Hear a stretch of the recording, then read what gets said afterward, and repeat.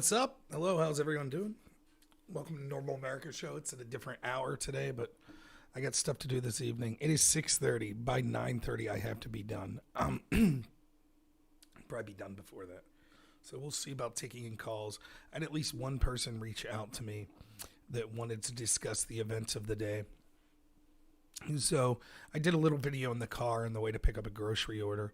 So you kind of maybe can intuit my thoughts on today and what's been going on. And let me just say in a nutshell, there's only 7 people watching right now, so I'll have to repeat this.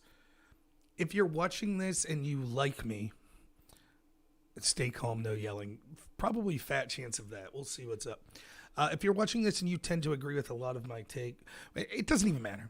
I will probably piss off everyone watching today. Any way to turn up my mic? Yeah. Is anyone else having mic problems? Because I hate to turn it up and then have people say that it's blowing out. Is this all right? Is that a little better? Just until I start yelling, yeah. Okay, sounds fine. But yeah, I have things to upset everyone. So I'm giving my absolute honest opinion, as I always do. I understand what I should say in order to grow my channel. I understand what I should say that will benefit my team and my argument. I don't give a shit at all. So I'm going to say exactly what I'm thinking. As a precursor to before I say what I'm thinking, I want to say this. Yes, it is possible that some of the things, and not only is it possible, it's definite that I don't have the entire context for everything that I will be talking about. That is absolutely true. But I would be a hypocrite if I treated today's situation any differently than I treated when I saw left-wing causes that resulted in riots. Most Trump supporters didn't have a problem when I was condemning Black Lives Matter and Antifa and things like that for their violent actions. They didn't have a problem with it. They didn't say, now, Rob, wait, look at the context and things like that. They didn't say that. Right? So I understand that there's going to be this push, but I'm going to treat things the same. As always, I'm going to give my take on things as I see it and then be open potentially to a different context for specific things. But I'm giving my take on my gut feeling and what I see that has gone on.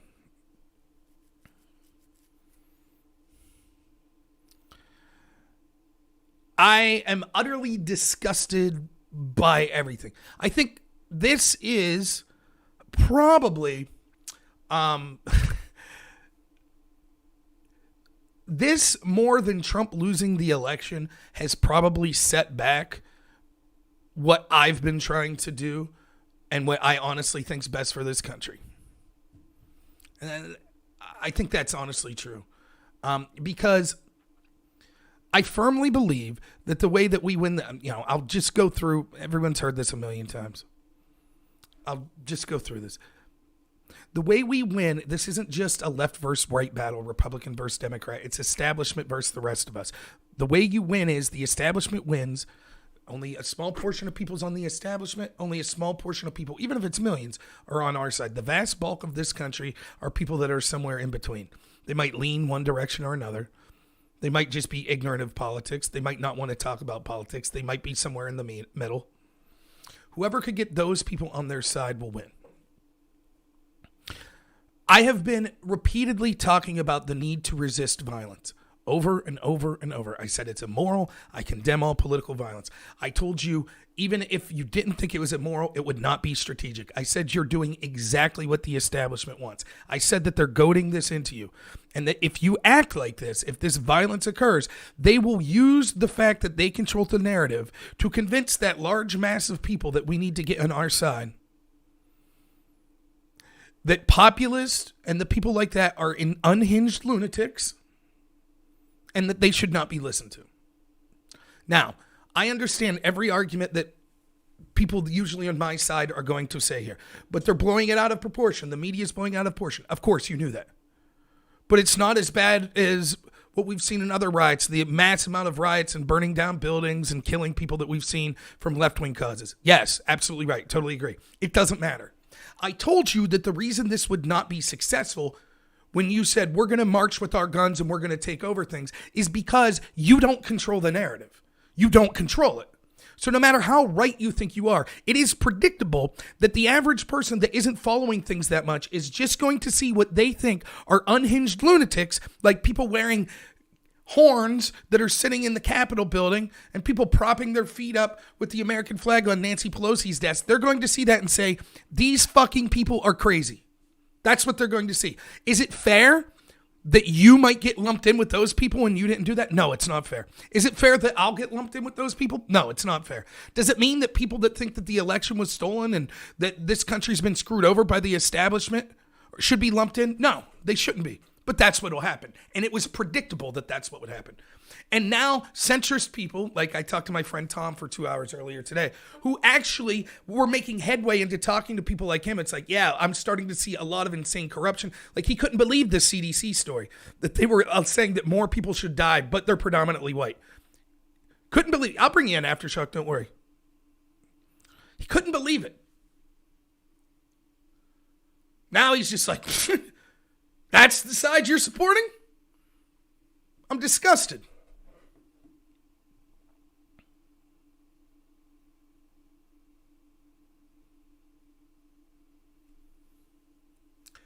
Look, I understand. I've already said I'm going to piss a lot of Trump supporters off today. That's fine. I care in the sense that I think we want the same things for the country. We understand the corruption in the country. I said over and over and over and over and over and over and over and over and over again, don't resort to these tactics. It is immoral, which I understand. I'm not going to convince people that it's immoral. I'm not going to convince people that it's immoral to use violence against this corrupt government in the way. I think there is a very minute matter of time when you could use this violence. If you think this is moral because you believe your cause is right, you have no right to complain about Black Lives Matter because they also think their cause is right. They think that there's a corrupt government that's systemically racist and attacking them for their skin color. Therefore, they are allowed to use violence. That's why I condemn all of this political violence. I'm not going to say, but this time it's okay because you're attacking a corrupt government. No. But fine. I'm not going to be able to convince anyone of the moral argument. I get that. I said strategically, this will fail spectacularly. The Democrats, not just the Democrats, by the way, the establishment literally has set the dominoes for this one moment. The moment that they know is the best propaganda victory that they could hope for. That they could look at the millions of people that haven't taken a side and say, this is who they are. Prefer the establishment. And it'll work. It'll absolutely work. Now, I was assured, right? I was told, oh, no, because if we engage in these violence, the police will be on our side. The military will be on our side. Tell that to the Trump supporter that's shot dead tonight. Were the police on her side? I told you, they will crack down on you. And what's the benefit? What did you hope to achieve?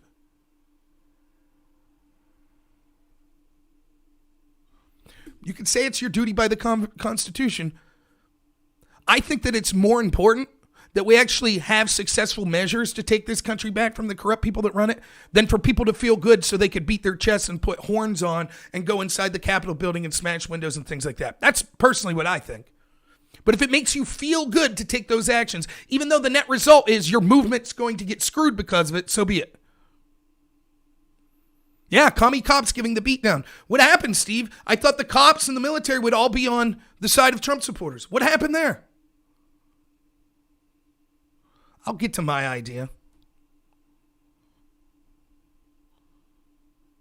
Yeah, we'll see. And I know I'll lose supporters over this. Don't give a shit. I would like not to lose supporters, but I understand there is a gut feeling for people to only want to listen to people that say things that you want to hear.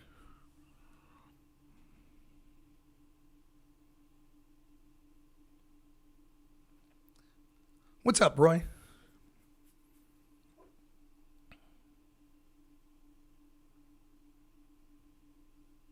Okay, yeah. Now, was everyone...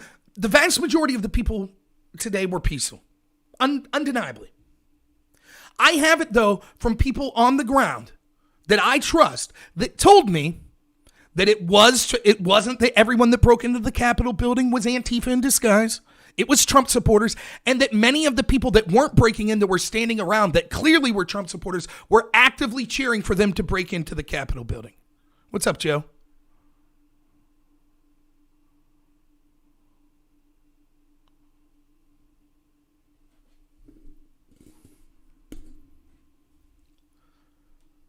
Now, I've made the argument over and over again. I understand that the majority of people at any Black Lives Matter rally aren't the ones engaged in violence, but if they're sitting there watching the violence and they're watching the looting and they're cheering it on, then that movement sucked.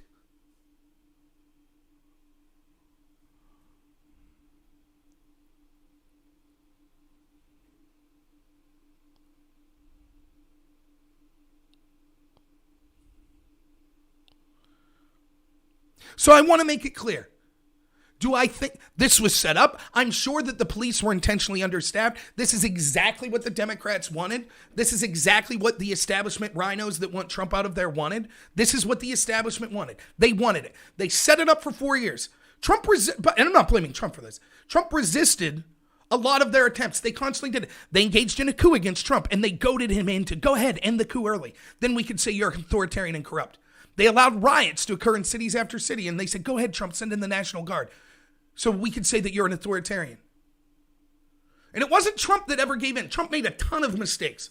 Trump did a ton of things wrong, which I talk about a lot. But it wasn't him. It was people that supported Trump. Someone explained to me what the strategic value was. Someone explained to me what the strategic value of breaking into the Capitol was. What's the argument here? Well, we broke into the Capitol because we thought we would literally take it over and then instill the government we wanted. Did you really think that was going to happen? Did you think that you were sending a signal? Oh, if we break in this one time, then we'll cause fear of these people, and so now they'll give the election back to Trump and they'll listen to us? Did you think that's what was going to happen?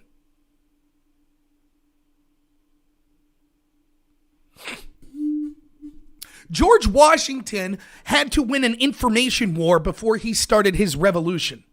He had to be able to convince many, many people in this country of the corruption against them and why it was necessary to take a final stand against it. He didn't put horns on and break windows and act like a fucking child. That's not what he did. Yeah, a woman got shot in the Capitol building and died in D.C. It was very tearful and horrible to see her shot, yeah. That's right, the libs control the info.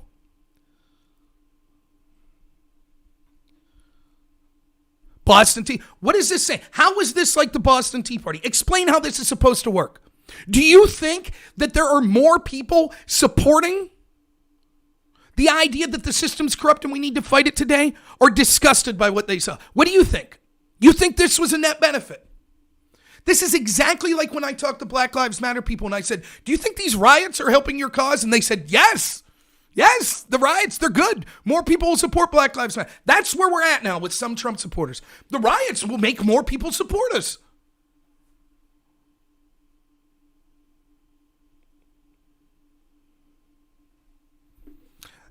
You're absolutely wrong.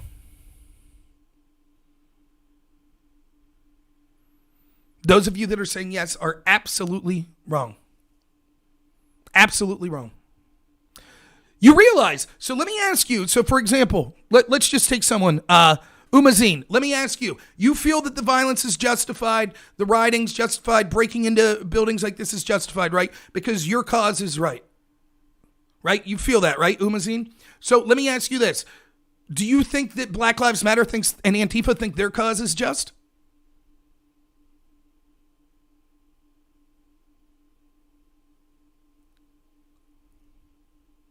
It's not motivating soldiers into action. It's motivating assholes to act like morons for nothing constructive.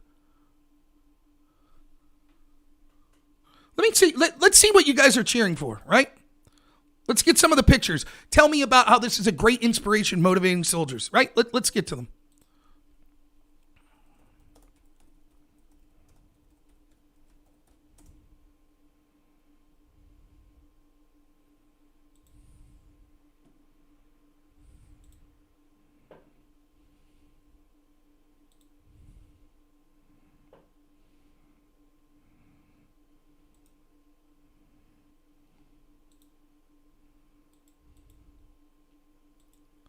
Thank God we're motivating. Very impressive motivation there. Doing good. Later he entered the chambers and actually like had his feet up on the desk and stuff like that. It was great. Thank God he was motivating real patriots to do the right thing, which is LARP like Antifa does. Go ahead, follow him into battle. You'll be following him into battle without real patriots that love this country and want to see the corruption end. You'll be following them into a battle against people like me. So go ahead.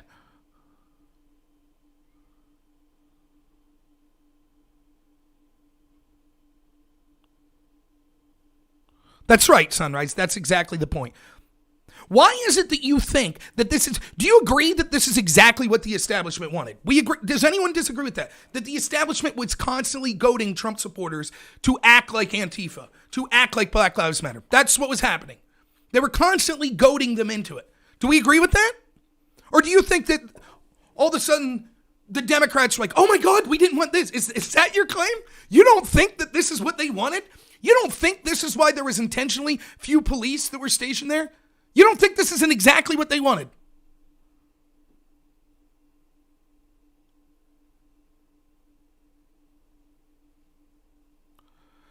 I've heard people say he's Antifa. I've heard people say they saw him at a bunch of Trump rallies and people cheered him on. That's the point. They cheered him on. There are people right here on this chat that's saying what happened here was good. They're not saying, yeah, it was stupid and shitty, but I don't think it was really Trump supporters. That's not what these people are saying. They're saying this was good. It's a tyrannical government. We're motivating soldiers. That's what they said. So even if you're right that this guy is Antifa, congratulations. You just fell for Antifa. Right, you don't care what the enemy want. So again, this is another example of sort of the patriot crowd underestimating the establishment. It's funny because when I listen to Q people, it's constantly, oh, the reason we couldn't arrest Comey, the reason we couldn't go after him is the deep state's so huge, the enemy's so sophisticated, we can't actually take steps to arrest, people like Comey. It has to bring on the whole shell at the same time. So on one hand, we hear all of these people that talk about how massive and sophisticated the enemy are. But on the other hand, it's, yeah, we fell right into what the enemy wanted to do, but we don't care. We'll outsmart them. Oh, good job. It's not if we always worry what the media says. That's different. Just try to put the hat on for a second that you're just someone who's independent or you're centrist or something like that. Try to put that hat on just for a second. Do you think, for example, that if someone comes out and says, I think this is election stolen and it's a shame that they won't leave us look into the results of this election and we're going to push peacefully to get this done, do you think that that independent person listens to the media when the media says, they're all a bunch of terrorists, terrible people that are trying to have a coup against the president? No, they look at it and go, that sounds reasonable to me. If there are allegations that there was election fraud, if there are things that we could see that there were discrepancies, why is the other side fighting so hard to stop us from looking into it? Millions of people upon millions that maybe weren't even Trump supporters that much. They're like, I don't care what the media says about that. I'm not concerned about the media. I'm concerned that those reasonable, independent, centrist-minded people now look today and go, holy shit. Look at these lunatics. And for every one of you here that are saying, no, this was a good thing and inspired people, you're nuts. You're absolutely nuts. You are doing incredible amounts of damage to the cause of people actually fighting back against this corruption and doing things that would be effective. You are giving the biggest propaganda victory ever to Joe Biden, to Mitch McConnell. They're going to totally blame Trump. And millions of people that otherwise would have said, I'll hear Trump out, I think he makes good points, are going to be like, yep, Trump supporters are nuts. Even when they had the chance to say this shit happened, it should have been condemned, they didn't. They went on channels like Rob's and said, it's a good thing. We're inspiring patriots to take action. The Boston Tea Party, you're a coward. We need to fight this war. Fight it. I'll be there against you. I am against this political violence.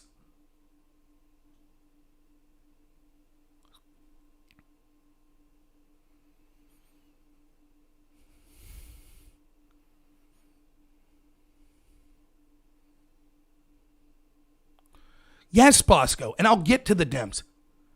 You've had Dem leaders calling for outright violence against you for years. Absolutely. We had the strategic and the moral high ground. Now, I know no one cares about the moral high ground, so screw that. We had the strategic high ground. We were convincing. For example, my friend Tom's in the chat here. Tom was vehemently against when he would see things like left-wing leaders that are giving overtures to violence against Trump supporters. Vehemently against it. How are you going to convince Tom, well, hey, if they did it, we did it too. Oh, but you should prefer us. He's going to be like, okay, both sides are making the argument they can engage in political violence. To hell with both of them. That's what and it's not just Tom. That is millions of people. You don't have the numbers to win an armed revolution. You don't. It's immoral. It's stupid.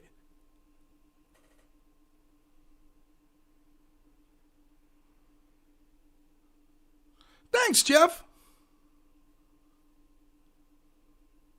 Really appreciate the donation, man.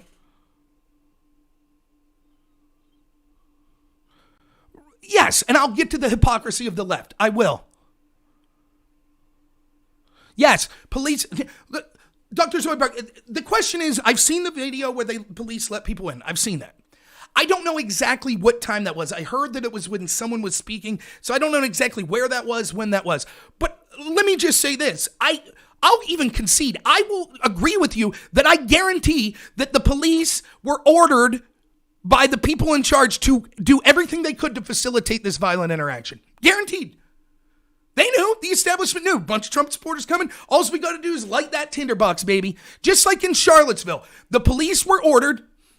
Let's let the two sides clash. Let's force them into each other. And then we could blame the people we want to blame.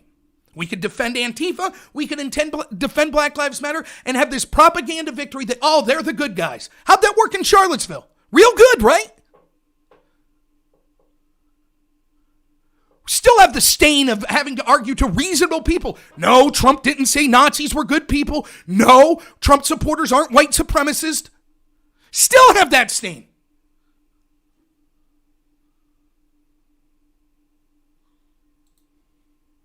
And public citizen, like, go fuck yourself, right? Is that what I said? So I come on here and I'm literally yelling at Trump supporters, and your argument is it's the left wing's fault. I didn't say that one time, you lying sack of shit, worthless fucking loser.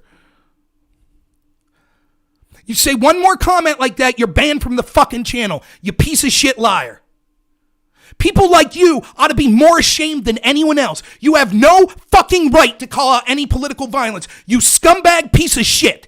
Every single person on the left that made any excuse or ignored any of the violence that we saw from the left, that proportionally is 100 times fucking worse than what we see today, that led to over 50 people dying, that led to businesses losing their businesses, homes being burnt down, businesses being burnt down, and pieces of shit like you defended it or ignored it. You don't have a goddamn right to say shit. Every one of you, shut your fucking mouth. And if the violence is directed at you, you fucking deserve it. Now, I'll be there to defend you. I don't want to see you caught up in this violence, but you shut your mouth. You piece of shit, race-baiting, racist sons of bitches. Fuck you. I talked about this shit for years. This is what's going to happen. You stupid sons of bitches were saying, oh, we can't have the police do things. Oh, it's okay to have political violence. I said the other side's going to play the game. And as soon as they do, you'll yell and scream, oh my God, look how bad they are. Shut the fuck up.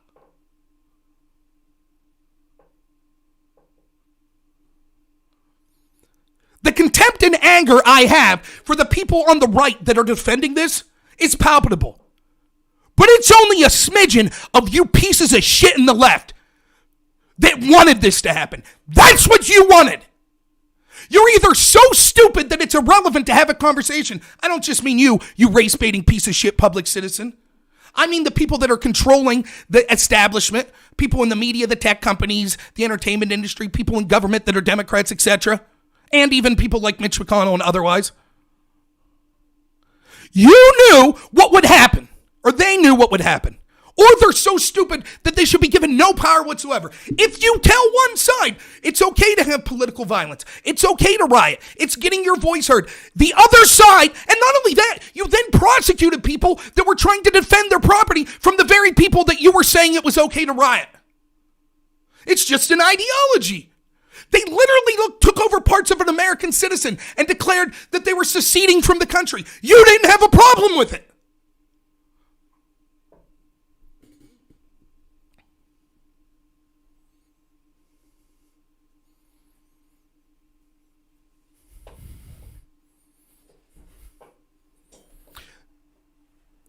None of you had a problem with it. None of the leadership of the left had a problem with it. It's the same old bullshit. You wanted this. This is what the left wanted. They're jacking off right now is what they're doing. Oh, yeah, finally. Trump supporters look like the bad guys we've always said. Yeah. Who cares if people die? You don't give a shit. None of you do. It was Republicans in power that egged these guys on, not the left. Show me a Republican in power that said, hey, go ahead and break into the Capitol building. Show me. I've seen Trump. I saw Don Jr. I've seen pretty much every Republican that I know come out and say, this is unacceptable, go home, be peaceful. I didn't see that when Black Lives Matter was rioting. I didn't see the Democrats come out and say, my God, go home, be peaceful, don't do this. I saw them saying things like, oh, why are you focusing on the riots? Why are you focusing on the riots? The majority of the Black Lives Matter is peaceful. Why are you focusing on the riots? Antifa, it's just an idea. Trump supporters are just an idea. Right? Oh, no. I said you should look at the violence. I think the opening of this show shows that I'm willing to look at the violence and call out people on my side when I see it occurring.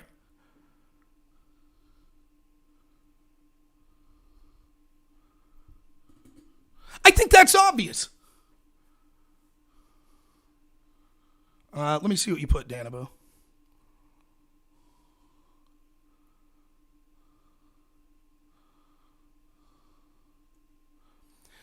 Danabo, so I talked about this a little. I don't know.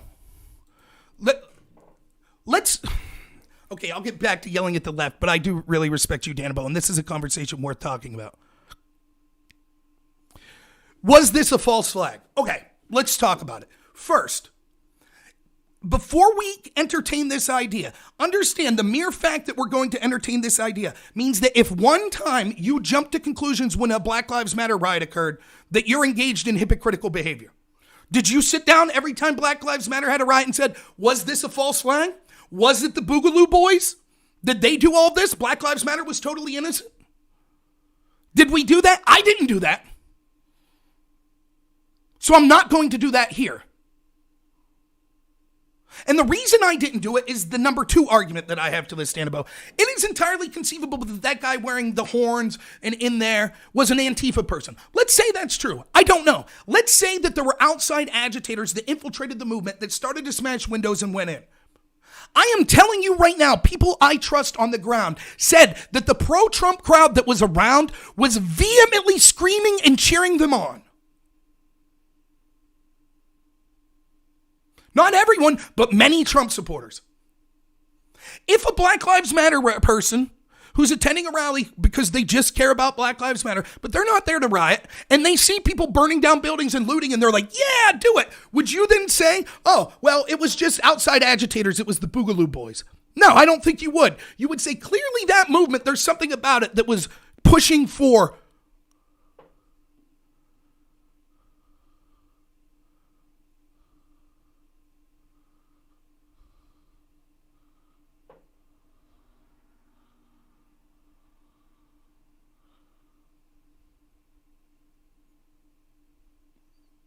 no public citizen.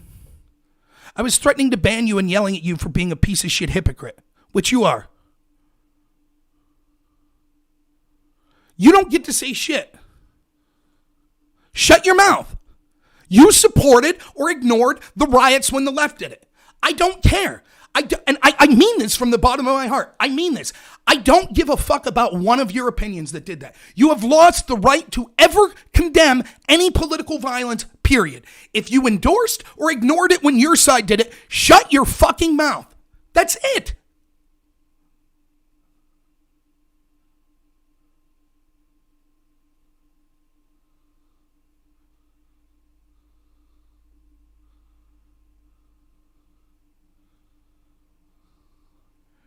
Now, let me be clear.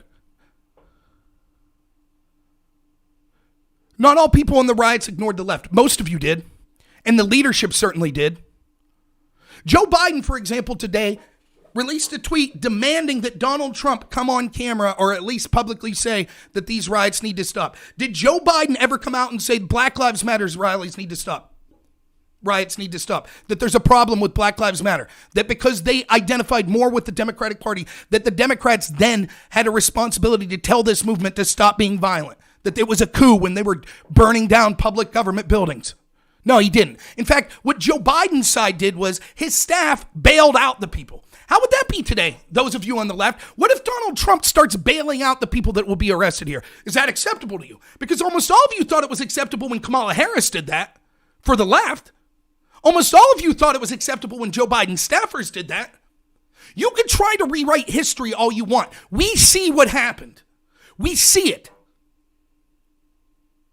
I said it over and over. Put the shoe on the other foot. Say these were Trump supporters doing these riots. Say these was the Tea Party doing these riots. Do you think these people on the left would be as silent as we're seeing? Well, here's our chance today. Are people on the left having sober silence? Well, hey, do you think this argument would be end? How many Trump rallies do you think there have been? Yes, Joe Biden called out violent protesters like 6 months after it started. He didn't call out Black Lives Matter by name. So why is it that Trump should call out his supporters by name? Why is that being demanded? Did Joe Biden ever call out Black Lives Matter? Did he ever call out Antifa? No, he said Antifa was just an idea and refused to condemn them. That's what he did. Yes, once the public opinion polls showed people were fed up with the riots, which, by the way, those of you on the right that are like, good, these riots are good, trust me, the public will not be happy with these riots as well. Trump said to, right, you're not, absolutely, Sunrise, Trump said to remain peaceful.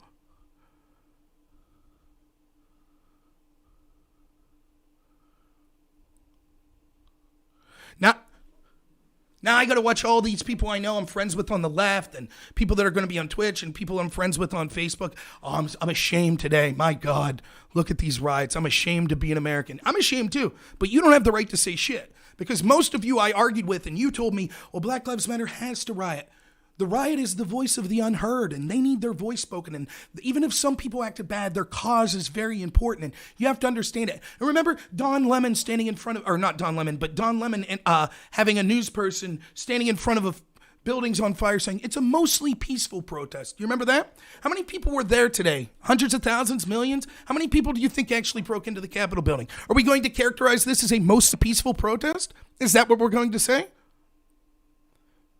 With Black Lives Matter, they actually pointed to a study over and over and over again. I saw this all over the time, or all over the place, particularly here on my streams, where people said, actually, Stanford did a study and it showed that only 6% of the locations that Black Lives Matter had protests resulted in violence. Oh, only 6%. Now, that's not the amount of times there were riots. Like, for example, Portland, it was 150 days or something like that. That's just the location. So Portland counts as one as that. But 6%, that was the argument. I believe it was 222 different locations that had violence that occurred during Black Lives Matter protest. And so I was told over and over and over and over and over and over and over by almost everyone I talked to on the left, why are you focusing on the riots? Why are you focusing on that? This just happened 2 days ago in a debate I had. Why are you focused on the riots?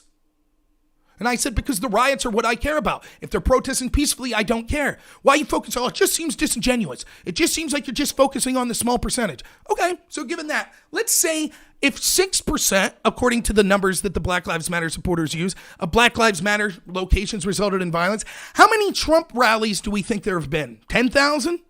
20,000? And we have what? 1 or 2 or 3 that resulted in violence, if we count today. What's that percentage? Why, Azam, those of you that are on the left that are worried about today, why are you focusing on that? Why are you focusing on that?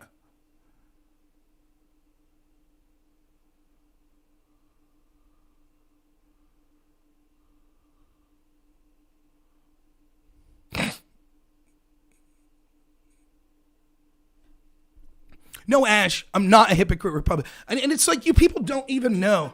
You can't even understand the terms you use. You're so indoctrinated. You spend all this time defending the violence from Black Lives Matter, and then as soon as violence perceives to become from the other side, you're like, this is outrageous.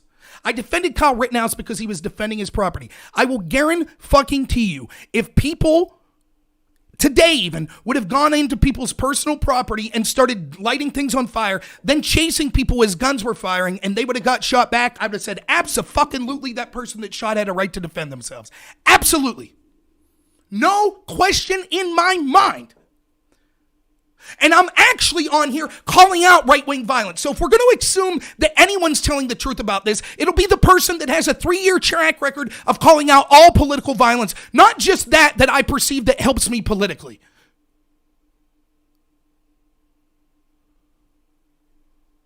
It's not unprecedented. It's not that I think the left's a monolith. It's that the people that are in charge in the left and the bulk of the people in the left that I've interacted with. Show me the I'll tell you what, Azam, I will concede everything you want me to say. Show me one Democrat leader that condemned Black Lives Matter for riots by name. Go ahead. Show me one. I agree with you, Mr. Corn Nugget. I feel the pain and frustration for these people as well. Show me one leader of Black Lives Matter, or one leader of the left, or wherever, that condemn violence from Black Lives Matter. Now, I have them condemn. Back a couple months ago, they signed a resolution condemning QAnon. I see that. I could find that, no problem. Show me condemning Black Lives Matter. Show them condemning Antifa.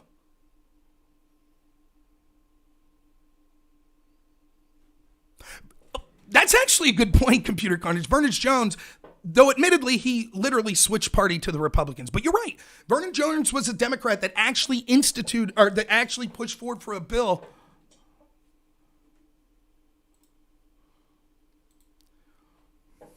All right, here we go. So public citizen, known hypocrite and liar, he posts this link. So let's go through it. USA Today, they claim not a single Democrat has condemned violence linked to BLM and Antifa. A meme posted to Facebook claims that Democrats have turned a blind eye to violent protests. Not a single Democrat has condemned nor called for an end of the BLM and Antifa caused violence. They are aiding and abetting. This text accompanied by a photo of Jerry Nadler, House Speaker Pelosi, etc. The user who posted didn't respond to a request. Top Democrats told Black Lives Matter activists to steer clear of violence. Multiple high-profile Democrats have spoken out against violence at Black Lives Matter protests. On May 31st, the fifth night of the demonstrations, former Vice President Joe Biden, the party's presumptive nominee, wrote in a statement that protesting police brutality is a right and a necessary in the American response. But burning down communities and needless destruction is not. Violence that endangers lives is not. Violence that cuts and shutters businesses and serves the community is not. Weird, I don't hear him saying I condemn Black Lives Matter. He's saying I agree with their cause, but violence is bad. We already talked about this. He did this in June after the polling showed that this was bad. Previous to this, he didn't say a word about the violence. Why did he wait until June? Why did he wait until 3 months to be able to condemn this violence? And then when he finally does, because polling shows that he should condemn it, why didn't he speak out against his own staffers that literally contributed to a fund that was bailing out these violent protesters for places like Black Lives Matter? Yes, it's easy once polling shows, oh, you haven't spoke up about the riots that have been occurring every night. Now, 3 months in, polling showing that that's a bad thing. You better speak out against it. But notice he didn't do what the Democrats are asking Trump to do. He didn't condemn them by name. He didn't come out and say it's my fault and rhetoric of people like me that have supported the organization of Black Lives Matter that's resulted in such of these. And in fact, when we see an organization that engages in this violence over and over like Antifa, he was asked point blank at the debate, do you condemn Antifa? And what did he say? Antifa is not a group, it's an ideology. So he refused to condemn Antifa in that context as well. Continuing, on June 3rd, James Clyburn, D.C., or a Democrat in South Carolina, the majority whip of the representative, told the Washington Post that for the movement for racial justice suffers when it's hijacked by violence. We have to make sure that we don't allow ourselves to play the other person's game. Peaceful protest is our game. Violence is their game. Purposeful protest is our game. The looting and rioting, that's their game. We cannot allow ourselves to play into their game. Notice he didn't condemn Black Lives Matter like they're asking that Trump be able to condemn the people that support him. Clyburn says he encourages young activists to remember the purpose of their efforts, to make a better country, a better world for those who must come after us. Breaking out a window will not contribute to that. Setting a fire, throwing stones at police officers, that's destructive behavior, which will not contribute to anything that makes this country a better place for our children and grandchildren. Notice he didn't come out and condemn the leaders of Black Lives Matter that refused to condemn this violence. Black leaders in many communities have echoed these calls, urging protesters to shift their focus from justice to violence. Some also blame the violence on white fringe elements infiltrating the demonstrations. Oh, okay, so it's not their fault, it was other people. And after the clashes between protesters and police turned violent in Chicago last weekend, Democratic Mayor Lori Lightfoot said there's no justification for criminal behavior. There cannot be any excuse from it. To those engaged in this behavior, let's be clear, we're coming for you. Yep, they didn't, and they're soft-handed when it comes to, we see these prosecutors continually let them out. Again, the vice president, who probably will be the president, literally bailed out, literally posted links on Twitter to bail out people that were arrested in the commission of these violent crimes. Then it says Democrats condemn Antifa violence. It's unclear if Antifa activists are responsible for violence committed at protests this summer. Already this article starts to hedge and say, well, we don't know if it was Antifa. So they're not saying, of course, this is a violent group. We should condemn them. A fact check from the Washington Post in June found that there was no link between violent protests and Antifa. That's a lie. We saw, for example, that they shot and killed Aaron J. Danielson. That's in part because Antifa is a moniker, not a single group. True, the same could be said of Trump supporters. Do we expect the USA Today to say, we have no evidence that Trump supporters have resulted in this violence? Trump supporters not an organization. It's just a moniker. Do we expect that's the excuse that will be given like the USA Today is giving here? After recent protests in Portland, Oregon, for example, federal prosecutors produced no evidence that linked the people arrested to Antifa or the anarchist movement, according to Reuters. That's funny. Now that the election's over, Mayor Mueller came out and said that it is Antifa, that he's given them chance after chance, and they're engaged in this violence. He actually named them by name. But yes, we can see that this very trustworthy news source, the USA Today and the Washington Post, are telling us that, oh, the Portland law enforcement said there was no evidence that Antifa was up to anything back then. I wonder what changed after the election. Regardless of what the violence was attributable to anti-fascist activists, the city's Democratic Mayor Ted Reilly recently condemned the actions of some protesters, including attempts to set fire. When you commit arson with an accelerant in an attempt to burn down a building it's occupied by people you've trapped inside, you're not demonstrating you're attempting to commit murder. Yep, notice he didn't say it was Antifa, didn't call them out, didn't mention this took place in the context of an Antifa and Black Lives Matter rally. In addition, there have been clear instances of violence attributed to anti-fascist activists. Some Democrats have spoken against it. In 2017, Pelosi condemned the violent actions of people calling themselves Antifa. Fantastic. That's actually good. I was unaware of that. I will give props to Pelosi for that. I haven't heard her speak out in this recent wave of violence that we've seen from Black Lives Matter and Antifa, but I will give credit to that. Our democracy has no room for inciting violence or endangering the public, no matter the ideology of those who commit. Our rating falls. Now, you could try to rewrite history as is the want of the Democrats. I understand. This is what you're going to want to do. You're going to say, oh, no. Everyone was against the violence from Black Lives Matter. Everyone was against the violence from Antifa. It's bullshit. Up until 2 days ago, the vast majority of people I was talking to, in fact, even like yesterday, was saying, actually, why are you focusing on the riots? The majority of Black Lives Matter is peaceful. People, it's the voice of the unheard and stuff like that. Now, as soon as it becomes politically convenient to now say you're against political violence, you're going to pretend, oh, I was always against that. This is exactly what happened with the Russia coup. So once it was evident that it looked like Biden had won the election, I said, oh, well, fair enough. Now Donald Trump can, pay for opposition research from a spy to contact a place like Russia or China to come up with totally unverified evidence that Joe Biden likes to be peed upon and did all this stuff with his team in order to, steal the election. Then we could proceed to get FISA warrants on people in the Biden camp to send human resources like Stephen Halper, except the Trump equivalent of it. We could raid his lawyers in the middle of the night and we could start a 4-year investigation. Oh, by the way, let's start Logan Act violations against Biden and his team, just like they did against Trump and his team, right? And what I've been told by almost every single leftist is, actually, I was never really for that Russia thing. I wasn't really for that anyways. So after 4 years of hearing Russia, now mysteriously every single person on the left's like, we never said Russia. That wasn't us. What are you talking about? It wasn't us. We're very reasonable people. After 4 years of saying #resist, not my president, Trump supporters are racist, you're saying, hey, can't we just come together? Can't we just be peaceful? What's up with that?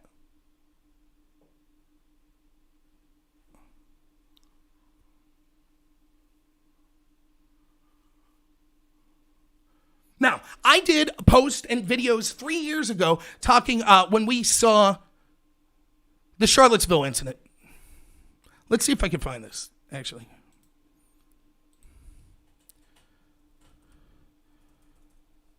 Give me a minute.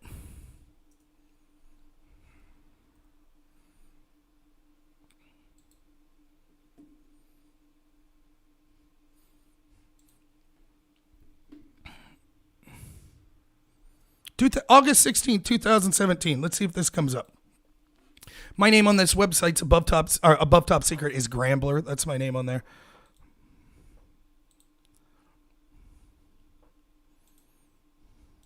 So let's read what I wrote. This is October 15th, 2017. Proof of some of the left's double standards on Trump's condemning both sides comment. It's so transparent, but apparently people need a refresher. Remember when the Berkeley riots happened? For those of you that don't, Antifa, the people the media and others would have you believe were the innocent heroes of the left at Charlottesville, decided to beat people, including women, and burn down and smash buildings because a right-wing speaker was coming to campus.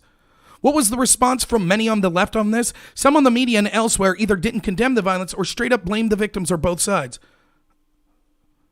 Hollywood director Judd Apatow threatened Trump supporters with a since-deleted tweet in which he stated, "This is just the beginning. When will all the fools who are supporting Trump realize what's at stake?" The mayor of Berkeley, Jesse Araguin, also legitimized the riots by calling them a reaction to hate speech.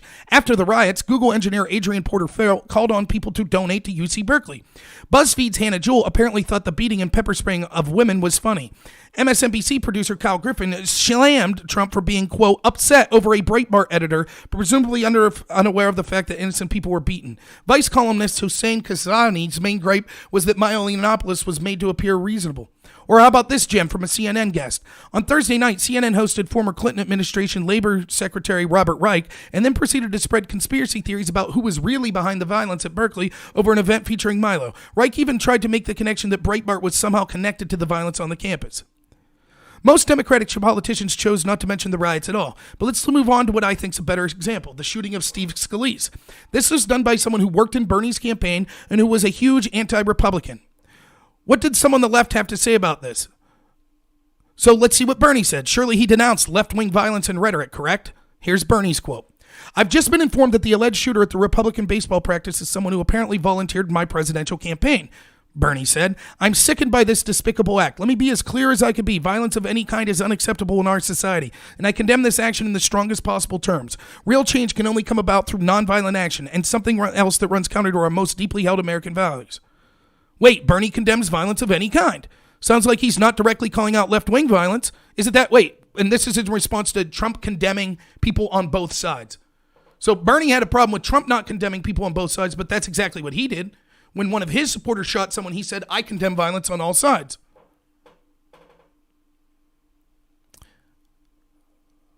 Oh, well, maybe that's just his style. It's not like he would blame just one side in the Gifford shooting and fundraise off it.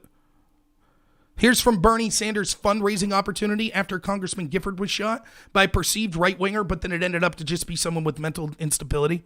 His quote, "Congressman Giffords publicly expressed concerns when Sarah Palin on her website placed her district in crosshairs of a rifle and identified her by name below the image as an encouragement of Palin supporters to eliminate her from Congress. In light of all this violence, both actual and threatened, is Arizona a state in which people who are not Republicans are able to participate freely and fully in the democratic process? Have right-wing reactionaries through threats and acts of violence intimidated people with different points of views from expressing their political opinion?" Isn't that weird? He focuses on right-wing rhetoric when someone that he supports gets shot. But when one of his supporters shoots a right-wing person, he doesn't say, yes, left-wing rhetoric, that's terrible. He says, oh, no, I condemn all violence. But then when Trump condemns all violence, or when right-wing people condemn all violence, they say, no, you have to specifically call out this violence. I continue. In fact, I cannot find one Democratic politician that expressly blamed left-wing rhetoric and violence. Almost all statements condemned all violence and had bad rhetoric. Yet when Trump calls out all violence, that means he's supporting Nazis. So we can assume Democrats in this case are supporting left-wing assassins? Then we had low-level Democrats saying they were glad Scalise was shot. Quote, "Just 1 week after Scalise was shot by a Bernie Sanders supporter who hated Republicans, a Nebraska Democratic Party official was caught on tape saying that he's glad that the congressman who's still fighting for his life was shot. I haven't seen any Republicans saying that they're glad this girl Heather Heyer was killed or that they're glad today that these riots were occurring." One Republican did call out left-wing violence. And what was the Democratic response? Here's Pelosi. Quote, "So this sick individual does something despicable and it was horrible and what he did hateful. But for them to all of a sudden be sanctimonious as if they never seen such a thing before. And I don't even want to get into the President of the United States, but in terms of some of the language that he has used, see, she's not going to say, yes, the rhetoric on our side, people on our side are bad. She's condemning all violence. But when Trump said, I think there were good and bad people on both sides, that was horrible. Let's not forget that Trump got blamed for the Scalise shooting too. Quote, "I do think that both sides are not equally at fault and there's been a bit of false equivalency at work, especially in the discussion of the past couple days. I think that in terms of political leadership right now, that both President Trump and the congressional leadership and the Republican side are extremely divisive. And they're really benefiting from the kind of rage machine that operates in this country." From the New York Times, editor Joe Abramson. Next quote, "What's more harmful, pitting millions of already on the margins more at risk draconian policies or shooting a racist lawyer in the hip?" For violent resistance to work, it need to be organized. Individual acts can be understandable, but likely counterproductive and ineffective. That's from the tweets of Huffington Post writer Jesse Ben. It goes on and on. Oh, and you saw some of CNN's comments about the Scalise shooter being violence from both sides. Well, check out their page today about the 14 crazy things Trump said about Charlottesville. Funny how their opinion on condemning both sides' violence changed.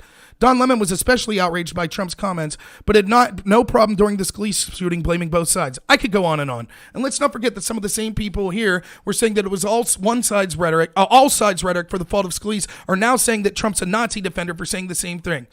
Hypocrites, legendary. It's the same old shit.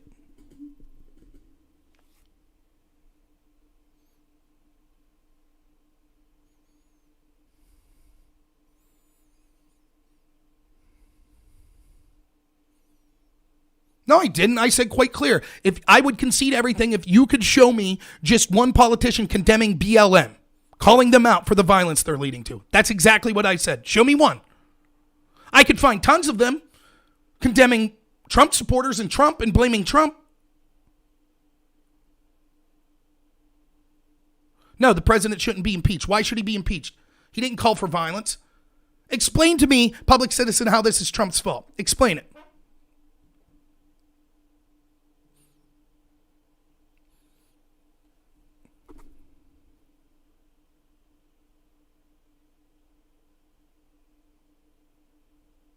Anyone on the left, feel free to explain to me how this is Trump's fault, the violence that occurred here. You want to come on Discord? All right.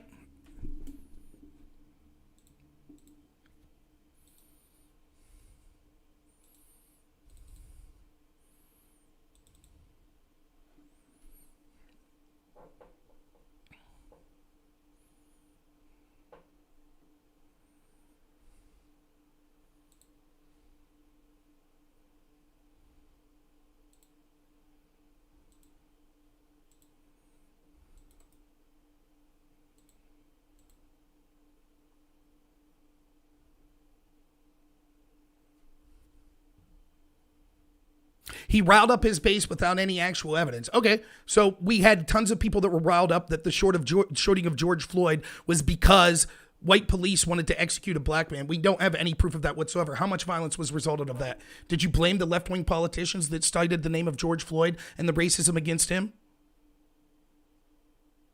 And there is evidence, but go ahead. Please feel free, the user that said that, please feel free to present you and evidence that you were condemning people that were using the name of George Floyd, Democratic politicians that were using the name of George Floyd and implying that he died for being black, which was predictably leading to riots. Go ahead and show me that you did that. Is this going to be public citizen? Are we going to have another anytime, anywhere? Okay, why don't you come on right now? Oh, sorry, I can't come on. Is that going to be the case again, public citizen? So I'm on Discord. Go ahead whenever you're ready.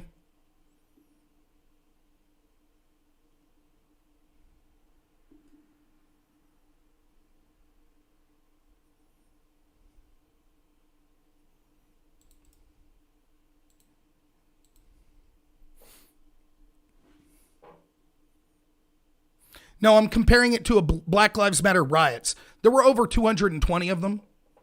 So you have one today.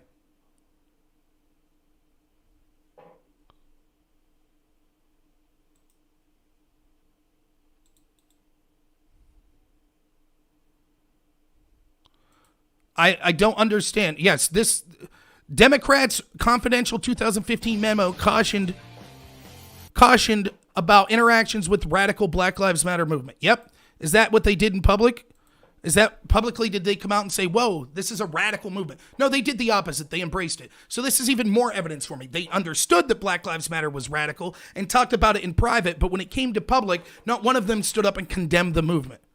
Thank you for providing the evidence.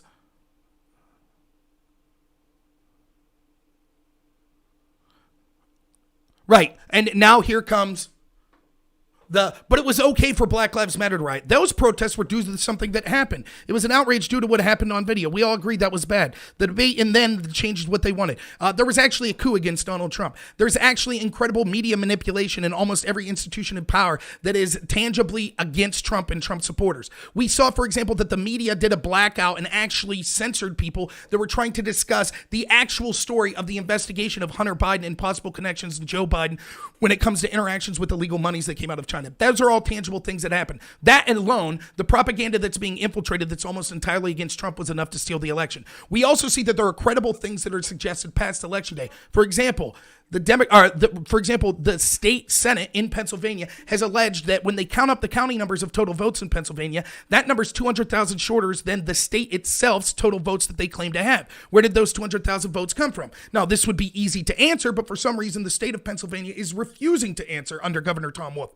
Instead, they just say, we debunked it all. Then that allows people like you to say, oh, it's all been debunked because nothing's been done about it. So there is tangible evidence that there's at least questions of things that happened election day.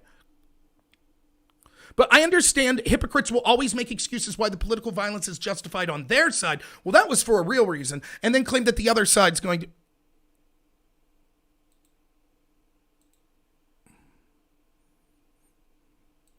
I love it when someone's all gung-ho to come on and then it takes them 50 minutes.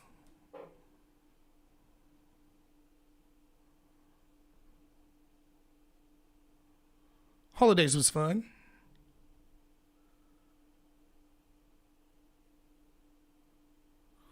Yes, Republicans denouncing the violence are getting ratioed. I agree. Notice how quick they were. Notice how quick Republicans were to step up and denounce the violence. See how quick they were? In fact, if we adopt the left wing's perspective on this, weren't we told over and over that actually it's just property? Capital's just property, right? Like in Seattle, when violent anarchists and Black Lives Matter decided that they were going to take over a portion of the city and then actually extorted businesses that were within that portion, we were told over and over, oh, we don't want to send in law enforcement. Just let them go. Let them go. The police should have backed out. That's what we were told, right?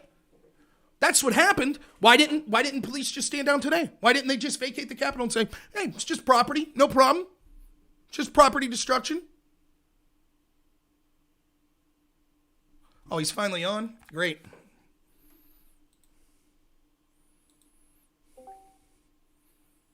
Can you hear me? Yeah, I can hear you. Okay. Tell me how it's Trump's fault. Oh, wait. Hold on a second. There's an echo. Weird... Yeah, I think it's on your end. Let me try my headphones.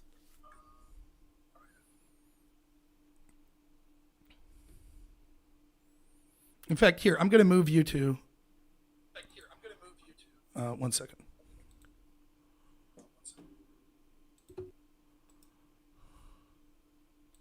Okay, that should be good. Hello? All right. Tell me how it's Trump's fault. Okay, I'm still getting this weird back echo from you. Yeah, let me see. This isn't gonna. Oh, I know it. I know what I have to do. Sorry, it's my fault. No problem. Okay. Yeah, I had the Twitch stream on. Oh, okay. Yeah. Yeah. Okay. So how is it Trump's fault? How is? Well, no, I was saying impeach over the election meddling. I wasn't saying impeach. Okay, that's fair. That's over the rioting. I still hear me on your it's a little annoying. You're muted. Okay, maybe it's on my. Let me see. Okay, 1 second. Talking. No, it's definitely something coming through your end. I don't know what it is, but it's all right. We'll try to make the best of it. Okay, hello? Okay. Hello? Yeah, you there? Can you hear me? Yeah, I can hear here. you.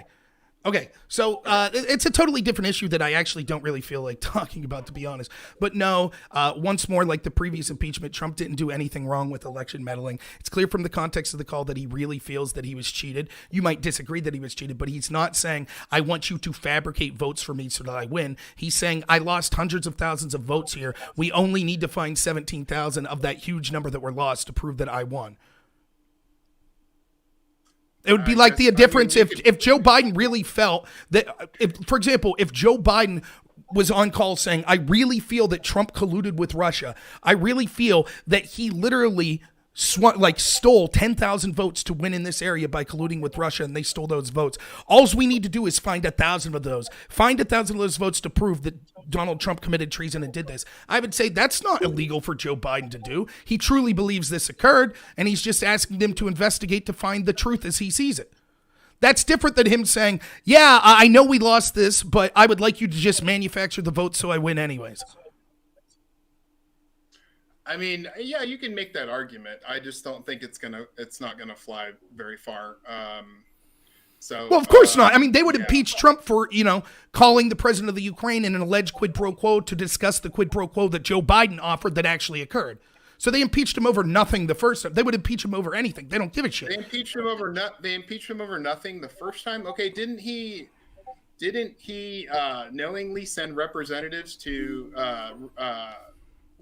Russia, people he knew were Russian intelligence affiliated, in the goal of obtaining information against the Clinton administration, and then lie about it, and then cover it up, and then fire people and demand loyalty from all of his people below? None of that is suspect or problematic. I mean, look, this stuff is like, I saw the summary of the Mueller report, or listened to summary of it, and Mueller said himself, he said that we definitely have not established that the president has not committed crimes. And when questioned about it, he said, yeah, the president probably could be prosecuted. No, he didn't say that. You're making that up. Well, he did. No, he didn't. Actually. Post me the link that said that Now, before we go any further, please post me the link that Mueller is quoted as saying, actually, probably the president could be prosecuted for these crimes. Well, I'm paraphrasing here, but I'll paraphrase. You're so confused. You're so wrong here. So before anyone takes what you're saying, let me nip this in the bud and how wrong you are. First off, the impeachment literally had nothing to do with the Mueller report or Russia. Oh, I know that. Yeah, I know. Okay, so then when I mentioned that excuse me. Was I very polite? Like, why the hell do you people do this? I think I was very polite. I let you go off on a tangent that had nothing to do with anything for like 5 minutes. I'd like to respond. So first up, when I said they impeached Trump over nothing, you said, but isn't it true he did this with Russia? That's not why he was impeached over. So everything you just said is irrelevant. Irrelevant. Okay, well, also, I mean, there's many grounds for impeaching the president. How about we have Ukraine, we have Russia, we have the way he's benefiting from the office financially. Hasn't divested fully. Let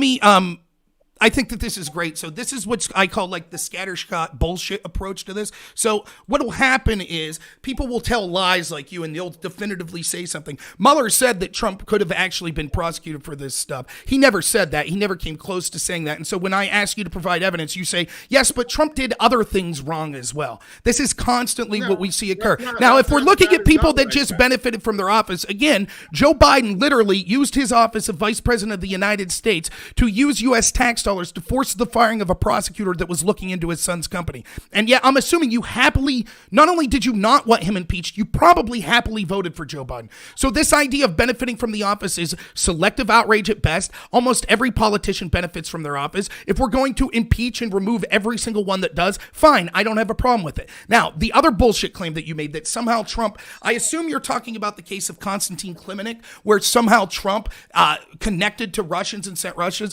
None of this ever happened. There were two parts of the Mueller report, so let's talk about specifically what they said. Part A talked about the accusations that Trump's team illegally conspired or colluded with Russia. He definitively says in the summary of Part A that there is no evidence or that they find no reason to believe that Trump or anyone on his team or anyone American actually worked to do anything illegal to conspire in the 2016 election.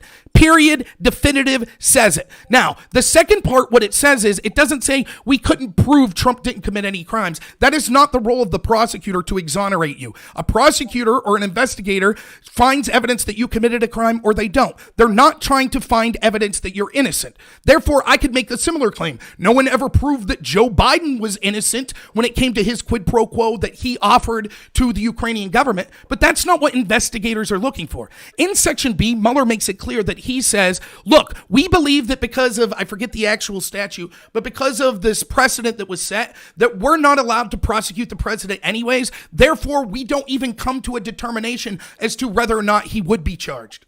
That's different than saying he's guilty. Like you said, you paraphrased that Mueller said he could have been charged. That's what you said. That's what you said. You lied. Not exactly. That is exactly what you said. Essentially, from my understanding, I haven't read the whole report. It's, I guess, thousands of pages, obviously, but it sounded like the most problematic area was the obstruction of justice. How did he obstruct? People, demanding loyalty, lying, lying in all of these different contexts. So, I mean, this stuff is... Real quick, just let's ask you a question. Let's just ask a question real quick. I'll just boot you up. I don't care. I'm asking you a question real quick. So now, and I'm quoting, lying is impeachable, correct? Lying is impeachable. Well, I guess it's up to debate because some of, like Dershowitz, he said that he had I guess back in the Clinton impeachment, his argument back then was there were certain crimes that so degrade the presidency that they are impeachable. But then, all of these people kind of flipped their argument and said, well, no, we have to have a definite crime. So, I guess it depends on which legal scholar. Right. And so, and here we go. So again, you can see for those of you listening, as always, what you see from people like this is they say, oh, no. If you catch a politician, I support lying. That's not impeachable. But I think the lie that Trump said is impeachable. What was the lie that Trump said in context of the Mueller report? Okay. Mueller report. Well, wow. I got the list is quite long. I mean, sure, give me one. Look, Rob. Here's the thing. No, please. This is more important. I'm just going to mute you. I'm just going to mute. This is more important. I asked you a specific question. Finish a sentence. Yeah, because you're deflecting. I asked you a question. Show me one lie. You said there's multiple. Show me one. This is why you won't do a debate with me, because you're going to lose. All you do is talk over people. This is a debate. And yeah. This is not a debate. This is a conversation. A debate is something I would prepare for. I would have my evidence laid out. I would say, "Look, dude. Okay, look. I think you're a coward. Honestly, to tell you the truth, this is your tactic is to yell over people, bully people, and all this shit. So look, I mean, I don't even. This isn't even the biggest story. The biggest story is COVID. Okay, your fucking president has been useless, been lying from day one. You're right in bed with him. Oh, I don't know if masks work. Maybe they work. Maybe COVID's not as bad. Oh, yeah. Look at the problem. Look at the situation we're in now.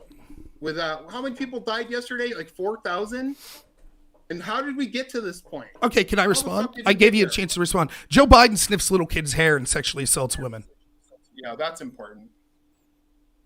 Why are you ignoring that? You just want to ignore that. Why are you ignoring that? Okay. You voted for someone that sniffs little kids' hair and sexually assaults? Oh, right. See, because so wait, let me say, you have a problem with me totally changing the subject? You have a problem with that? So like when I ask you, when we're talking about, excuse me. So when you brought up the Russia thing and said that he should be impeached, that's how this came on starting. I said, how is Trump respond? Yeah, excuse me. I'll just mute you. So, okay, I'll just mute you. This started because I thought that you wanted him on and talk about why Trump was responsible for today based on what you said in the chat. It was clear. Everyone listening thought that that's what you were going to come on to talk about. Then you come on and you say, oh, no. Actually, I was talking more about the impeachment thing or whether or not Trump should be impeached when it comes to interfering in the election. So I said, of course, they'd impeach him for interfering with the election. They impeached him for nothing the first time. Then you brought up the Mueller report. You made claims that I thought were untrue about the Mueller report, so I asked you about them. You couldn't defend your claims. You even admit that you didn't read the Mueller report, and so you just deflect and go on to other. Well, he lied. How did he lie? You say multiple times he lied in the Mueller report. I say name one. You then ramble on about something else. I say, are you going to respond to the question or not? You say, you're a bully. You won't let me finish. I've given you ample time. Give me examples of Trump lying in the context of the Mueller report. How about the fact, from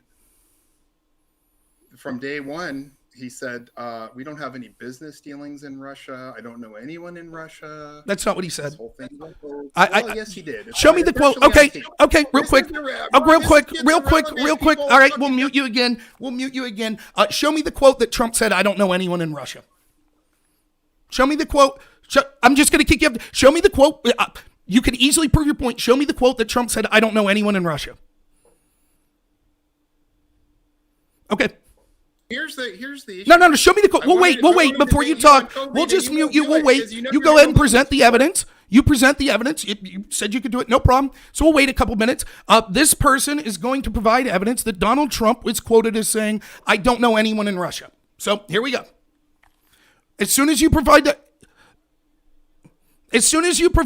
No, I'm not afraid. The reason that I won't, so he wants to know now why I won't debate him on COVID. I'm not afraid. I would love to have an honest conversation on COVID. The problem is you could already see it's not going to be an honest conversation. Every time that I prove him wrong on this, he just deflects and moves to something else. The same will be on COVID. The same will be on the violence that we see today or anything else. So the reason that it's important, if someone's going to come on making these boisterous claims about one topic, instantly is proven wrong and then says, well, now I want to switch to another topic. I'm not interested in switching to another topic if you can't back up the bold claims that you're making now. Now, I'm willing to bet there are people on this chat that probably agree with your side that Trump's a terrible person. He did terrible things with Trump and Russia.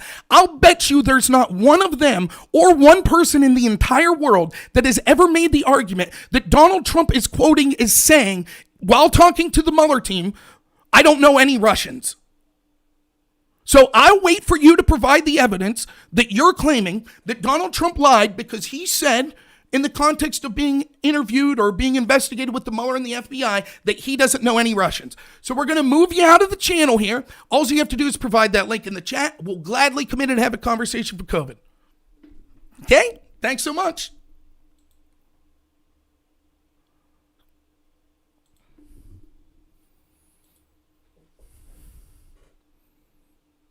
I don't take any stimulants. I don't even drink coffee, though I did have a couple diet sodas today.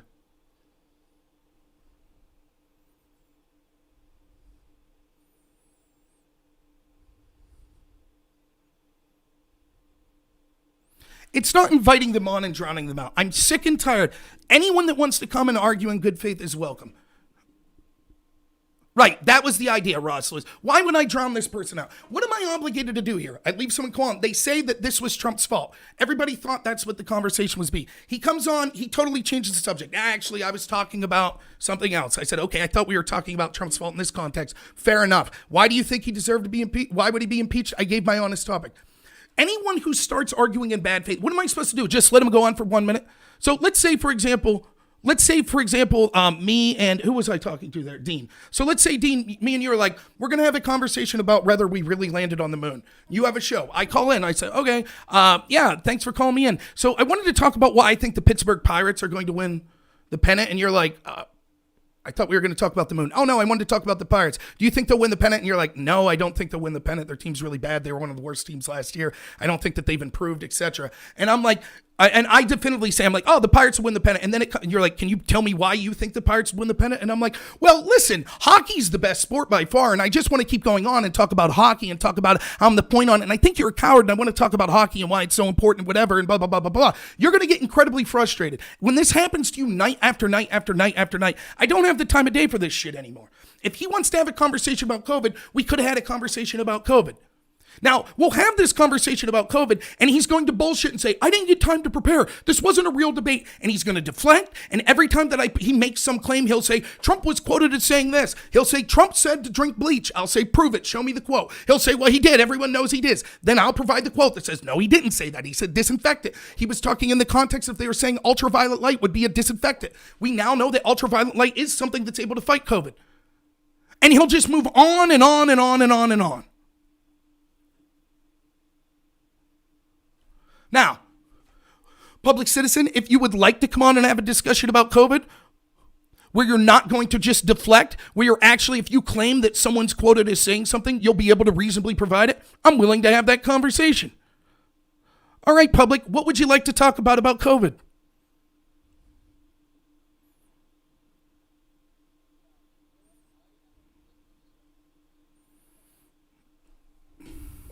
I'm sure. So I just want to make it clear. Thank you so much. I'm sorry. Can you repeat? I might have misheard you. I'm so sorry. Go ahead. You there? Okay, so what just happened there? I'm sorry I was on mute. So for the second time in a row, public citizen claims I'm afraid to debate him on something. Here we go. Yeah, right. You see this? So everyone sees. This is the second time in a row that public citizen's done that. He claims, oh, you're afraid to debate me. You're afraid to debate me. Why won't you debate me? I say, okay, let's go. And he says, actually, I have to leave. So there you go. And he's the one saying that I'm too cowardly to debate him. I'm going to get a drink. I'll be right back. Yeah, he left. You can only hear me because he left, because he's a coward. That's who he is. He claims people are afraid to debate him. He clearly had the time to debate. He just was on here saying that he wanted to talk about it. I say, okay, let's go. And he says, actually, I don't have time. I got to prepare. So.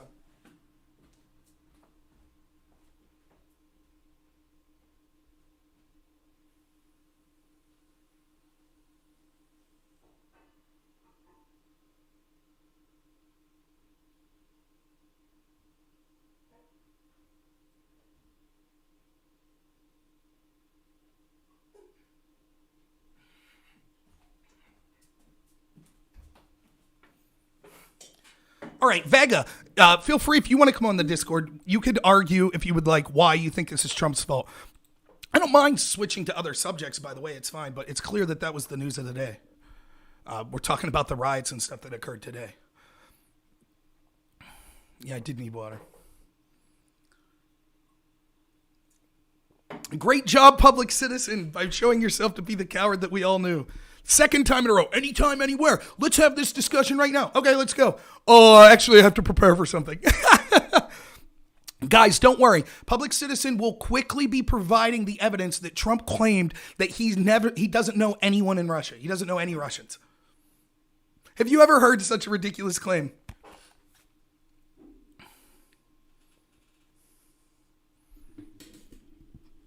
I agree with that, Chris Bolt. But it does matter who's responsible. That part of the conversation.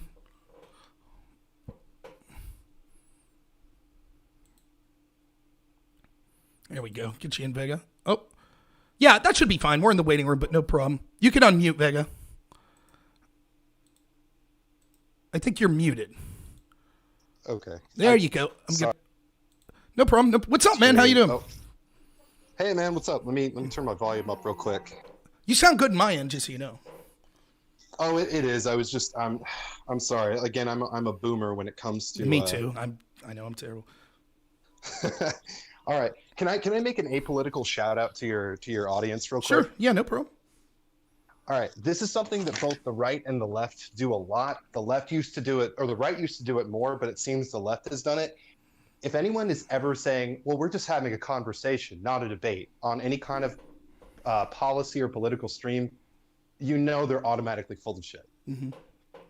Right. So just thought I'd point that out. Yeah. I thought that was a really cheap. Yeah, and just real quick about that, I understand. I do need to control my emotions a little better. I get it, but if you watch me day to day, one, I think I'm decent at taking calls from anyone. In fact, particularly people that disagree with me, and it becomes incredibly frustrating when it's like call after call. It's just like, you know, I thought we were talking about it was Trump's fault today. No, I want to talk about something different. And then they make a bold claim, and I'm like, okay, can you back that claim up? I want to talk about something different now. I don't know. I need to get better at it, but boys, it pissed me off. It just. No, I don't blame you, and it doesn't help that he was wrong on almost every single Exactly. But yeah, okay. So you were going to say that you think you can see how this is somewhat Trump's fault today. Yeah, I think I can explain it. I tend to believe that, but my goal isn't necessarily to have people believe what I believe, but just to make a rational argument for it. Sure, but before we do that, I have to establish like just two premises. It won't be huge and philosophical, but okay. One, do you think people can be influenced to action by the rhetoric of others, just in general? Yes. Okay. And two, do you think that rioters from the Antifa side and the BLM side are capable of being influenced by bad faith arguments made by those organizations? For instance, the fry 'em like bacon chant they did.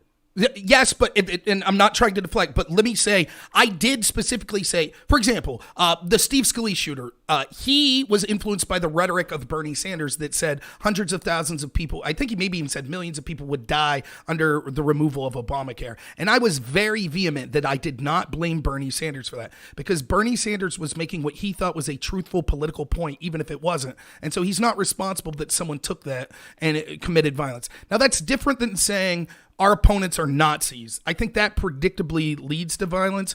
But so I guess I am saying yes, I'm agreeing with you, and I'm not trying to deflect. I'm just saying that there are thresholds of it, I guess is what I'm saying. If someone goes out and shoots someone because they heard me say, hey, I think the Democrats suck, I don't think that's my fault. But if I say the Democrats are literally coming into your home to like take your babies away from you and kill them, then I'm intentionally giving false information that predictably will lead to people doing some crazy shit. So then I could be held accountable. Is that an acceptable answer? Does that make sense? Oh yeah, Okay. Absolutely. So my thing is, we can argue, and it's kind of not even really germane to the point.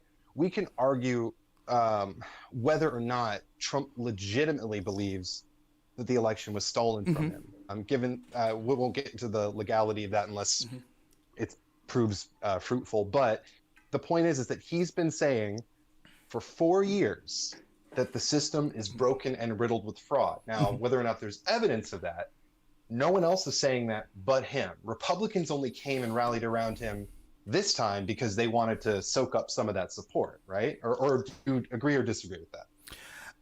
There were other... So it depends on what Republicans in general. Can I ask, like the mainstream? Yeah. Go ahead. Can I ask a clarification? Or when you say he was talking about fraud, do you mean specifically cheating on election day, or that the system's rigged against outsiders and rigged against the average American? Because I think those claims are different.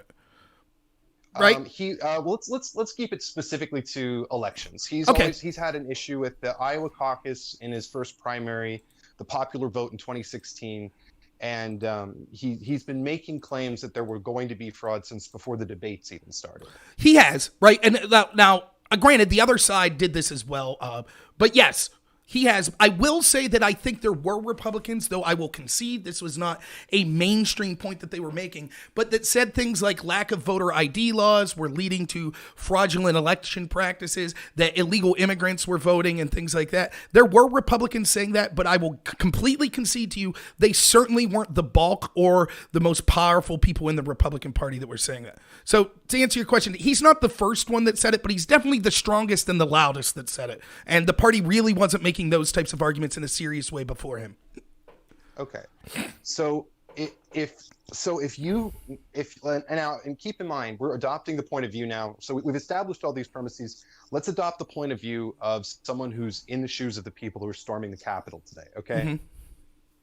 I'm assuming they're not doing it just for a bit of fun. I'm assuming they're there and they believe all of this happened. Some do, though. I will say, I think there's a-holes every time there's riots that are basically apolitical. Sure. But yeah, I would assume the majority of them, you're right. We could go with that, yeah. Okay. So if you literally thought that the levers of, and now I'm not asking, obviously, I'm with you on this. I don't condone political violence, be it right or left. That's a terrible way to get what you want.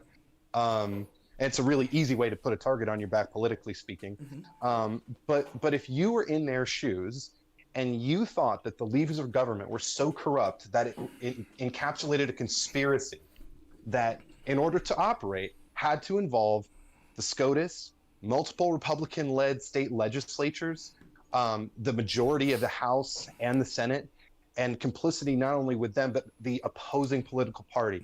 If you were constantly told that all of these people were in on it, and you thought that democracy was now being run entirely by backroom deals, are you telling me you would just sit back and be like, cool?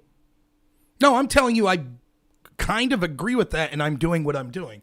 I've continued arguing, despite believing that violence is not the answer, that it's immoral, and it would be non-strategic. Do you think a bunch of people who've been calling themselves patriots for the last 4 years would not be inspired to do anything violent in response to that, given that we already know that people have already been acting or attempting to act violently against both Republican and Democrat Right. lawmakers this year. So the argument then is, right, so we have to, you're saying that it's clear that this isn't the case. There couldn't be a conspiracy of this level. Therefore, it is dangerous to spout off that there would be a conspiracy of this level. But I would turn the question. We actually think of the conspiracy that it took to lie us into the Iraq war. Think of the intel agents, the Republicans, the Democrats, the media, all of the people that had to lie to convince us that we needed to go to the Iraq war. So if I was someone who was against the Iraq war and I came up and said, this is horrible, all of these institutions, the military industrial complex, this is about enriching these people at the top of the political level. This is about, framing the issue as something that's not true so that we could send young people from our country to die and kill innocent people or to kill people in another country. You would say, well, I shouldn't have done that because surely there couldn't be a conspiracy of that level. But there was. There absolutely was that conspiracy. So the idea that it would be impossible for the conspiracy that you're suggesting to exist is not true. And also, there's the devil's in the details, I think, of what you're saying. So, for example, let's take the SCOTUS. I'm not so sure that the SCOTUS's decision was a wrong one. Even if I believe, hypothetically, that the election was stolen on election day, that there was fraud on election day, because I'm not a legal scholar, they could absolutely be right about the question of legal standing. And so if they're right, it's not a conspiracy that they were involved in. If that's literally the letter of the law, why is that a conspiracy that they're involved in? And I also think that if you listen to Trump's call, he makes several specific accusations that there's not credible answers for. Now, I'm not saying that he proved it, but I'm saying when there are credible people, and many of them that are involved in the levers of politics that are saying, here is a specific accusation. For example, that there was negative, that Trump had votes and then some of those votes disappeared. If there's not an answer to that, I understand the president saying, why aren't they looking into this to answer that? Well, so I've actually, one is a real quick side note. Mm-hmm. Because I do want to get back to the whole conspiracy thing, or not the conspiracy thing, but I want to get back to more of the mindset and how that can affect violence and tie it into BLM in a conversation, actually our first conversation that we had. Yeah. On stream anyway. Mm-hmm. But just real quick to address those allegations. So I read the full transcript of the call today because I got tired of hearing the same clipped parts.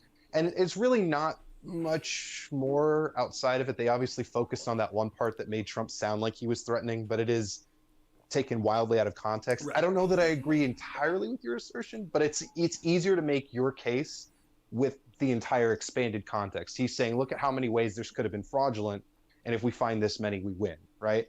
So but the whole point of that, a whole point of bringing it up is like they kept bringing up claims, and it's very clear that they've denied them. They've submitted evidence. What they're actually asking to see is data that they're not legally allowed to show.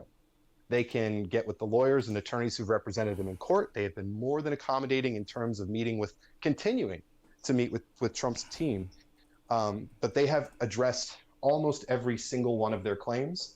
A lot of their claims they actually debunk on the call and explain why they're not valid. So I think there's one claim, I think about 20,000 or there's one claim about, it's out of Fulton County. And I'm sorry, I'm going to forget what it is. But it's around 20,000 ballots, I think, that they weren't able to speak to, but that's the only claim they haven't been able to debunk.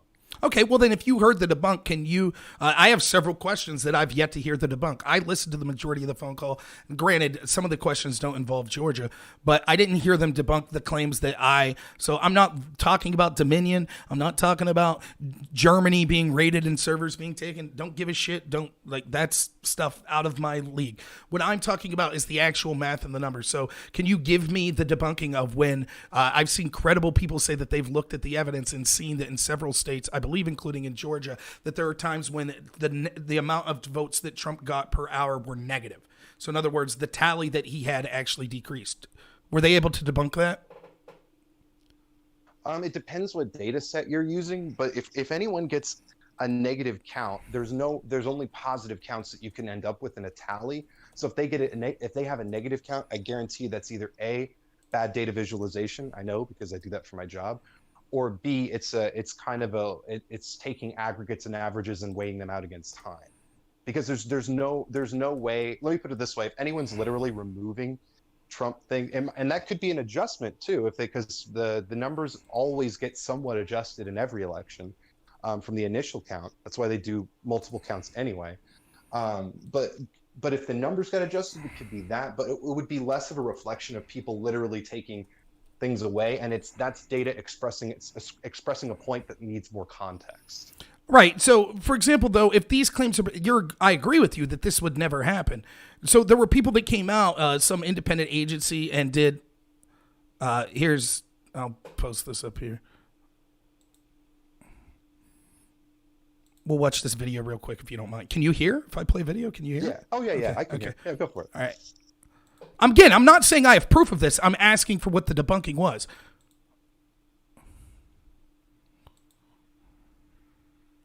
Of statistical irregularities and impossibilities. Now, we'll take a closer look at some vote manipulation within the election database. I can't actually hear. Let me mute myself on my end and start up your stream again. Oh, I'm so sorry. Yeah, I like you, I'm a boomer when it comes to this stuff. So I don't know how to put this through Discord and through the rest of the audience at the same time. You know what I mean? You've got a working stream with an audience. You're doing it better than me. I hear you. All right, let me just hop onto the old YouTube real quick, and I'll mute myself so we don't have a whole lot. Yeah. It's like a 2-minute video. We'll play it, and then we can discuss it. And you can jump back. Yeah, go for it. Okay, ready? Ready. Okay. We've just seen a few examples of statistical irregularities and impossibilities. Now, we'll take a closer look at some vote manipulation within the election database, including explicit vote count switching from one candidate to another. We can see in Dodge County, there's a lot of strange activity going on. The left side of the screen shows incremental votes as they were reported for both election day and absentee. On the right, we can see the total vote counts, which should only be incremental, moving as the county reported in real time. Again, here we're focusing only on Donald Trump's votes. So this wouldn't necessarily be captured at the state totals as they're reported on TV, since one county's deduction in votes can be offset by another county's reporting of equal or greater votes. The first question you're going to want to ask, or already have asked, is why are any bars going negative? And the answer is they shouldn't. Unbeknownst to the general public, votes for Donald Trump were being switched and removed from his total, which often coincided with other precinct updates that simultaneously offset deductions so that they appeared to remain neutral to outside observers. Across the three counties of Dodge, Daughtry, and Putnam, Trump has over 30,000 votes that simply disappear. Here, we have clear visibility of an event that occurred at the county level as we compare two data sources. In this case, Donald Trump reported 29,391 votes at 9/11 local time in Bibb County, Georgia. Simultaneously, Joe Biden was reported to have 17,218 votes. Minutes later, at the next reported time update from the precinct data sources, Donald Trump is reported to have 17,218 votes, and Biden now has 29,391 votes. A clear and exact switch of vote totals between candidates. Because there is a time lag between each state-reported aggregation of county results, this type of switch can go undetected in state reporting, as long as it falls after the latest state refresh and before the next state update. So, again, here's the problem, and then I'll leave you respond to this. I don't know how to get access to those specific data sets and that time frame that as these votes were coming in, like they just claimed. So they could just be totally bullshitting, and they made all those numbers up out of thin air. But that's not the accusation that I've seen from the left or from the people in Georgia, like Raffensperger. And the vote switching, just to address that real quick, the vote switching has, I don't know about that particular example or what data set they're using for that. However, previous claims of vote switching or sudden bumps have also been attributed to reporting errors, just in terms of, so when they count the votes, not only like by the system they have it in, but then they do the hand recount of the original vote. They usually iron that out. So that right there can be how you can see something go wrong. Whereas if they have a reporting error where it's just the software from the machine is talking to the reporting tools incorrectly. You could see this happen in just about any system that has to trade data from one database to another. So just real quick on that. So two things then. One, was there a manual hand count of these three counties? Almost every, to my understanding, almost every single county that uses any, especially with the Dominion machines, but almost every single county in Georgia that uses electronic voting, those electronic votes are then balanced against what the machine shows. So they do a hand count of the actual ballot that's printed against what the machine shows. So there shouldn't be any way to swap votes, right? Once you lock it in, it prints out a paper ballot, and then you're good to go. Okay, but like, there's serious questions though. So why did this seem to happen in several states? And it's, for example, we saw an incident in Antrim County where they actually, not only were these votes switched and it turned out Trump won that county when they initially put that he lost, but there was actually a state rep that actually was a Republican and went to bed thinking he lost. And then after accusations were made that, wait a minute, this was wrong, and they checked into it, it turned out, oh, wait, yes, these were misreported and incorrect. So why does it seem like this? Maybe it's a perception issue, but that it's only Trump's votes that continually go down, and that these accidents don't seem to be occurring when it comes to Biden's. And secondly, don't you think if these human errors or these errors of misreporting were enough to swing the election, that we should have a total vote audit just to make sure everything's on the up and up? I would agree, except the votes already get audited and signature verification every election, no matter what. Like, they may not be, and we could argue about maybe those audits aren't sufficient. I would totally be down for that.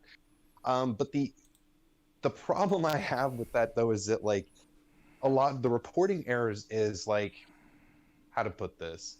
That's like saying, hey, I'm a farmer, I've got all these apples, and I have someone who, once I tell them how many apples I have, they go and they put it into a spreadsheet so I can figure out, if I'm over the threshold for the number of apples I need for the month. And then the guy coming back and being like, oh, my bad. I told you had less or more, and the numbers changed because I made a mistake.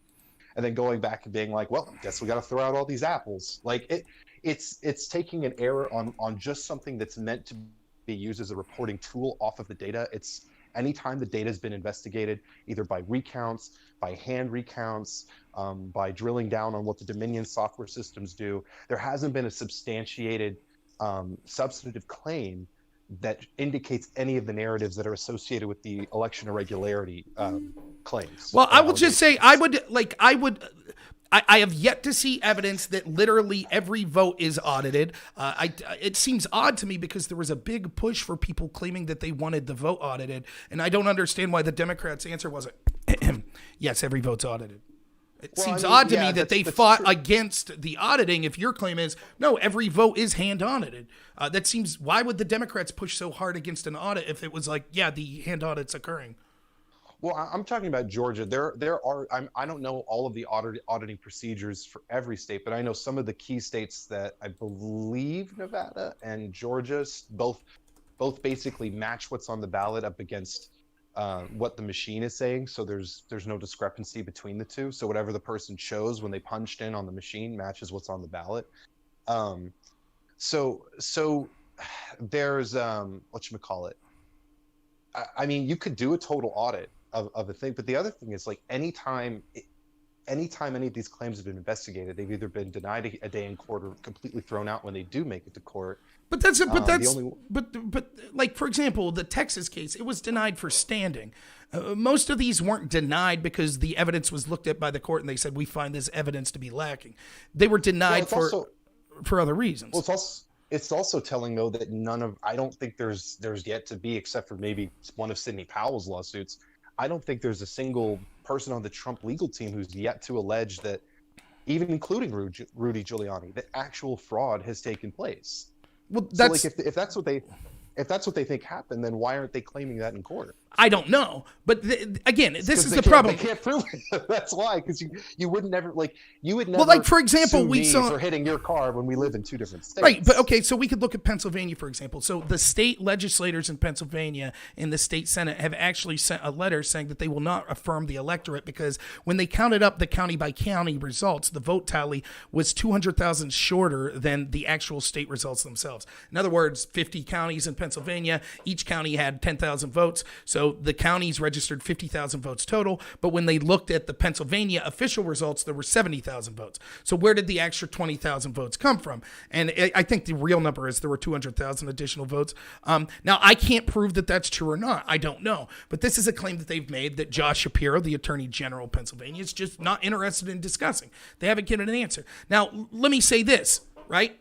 If you're right and that Trump somehow blamed because he's alleging something that there's no proof of, and therefore he's partially to blame for inspiring violence, do you think that we could also partially blame the people on the left that have not clearly came out and said, or not just on the left, just the people in general that have not clearly came out and said, here's the specific allegation, here's how we debunk it? Well, hold on. Are we talking just about election fraud? Yes. So, for example, Okay, if it's obvious that the Pennsylvania state electorate are full of it, why wouldn't the governor just come out and say, here's how they got their numbers, here's how we got our numbers, and this is what describes the discrepancy? Why wouldn't they just do that? Well, so interestingly, that's the thing. Like, this has been investigated by now I do hear you. They should. I'll agree with you there. They should. But I will add to that these issues haven't been just litigated by like a handful of people. They've gone through, there's like something like upwards of 60 lawsuits at this point. There's the FBI's looked into this. The DOJ's looked into this. I don't trust the FBI or the DOJ for any, like, that's irrelevant. Well, I mean, they engaged in a coup against right. They engaged in a coup against against the president. So But then I'm always surprised when people are like, I can't believe the FBI would do this. Like, what, J. Edgar Hoover's FBI? Right. But I think honestly, like, I know you're laughing, I totally agree, but this is all arguments, I think, to go against your central claim that we could blame Trump, because there are so many things that we could say would just be unbelievable because it would be a conspiracy of epic proportions. Like, if I told you this in 2014, we're going to have a presidential election where one side will pay a foreign spy for opposition research. That spy will then use one of our adversaries, let's say Russia, and a known spy by the FBI, someone that the FBI is themselves accusing of being a Russian spy. They will take the information that Russian spy gives, refuse to verify it, even though they know it was paid for by the opposition, and use it to spy on a political campaign. You would say, you are full of shit. The conspiracy, the amount of people that need to be involved to do something that egregious and that blatant would not be possible. So if I talked about that and some nut job went out and committed violence, would it be my fault that nut job committed violence? Because at the time I would have had no proof for making an allegation like that. But that literally happened. That happened.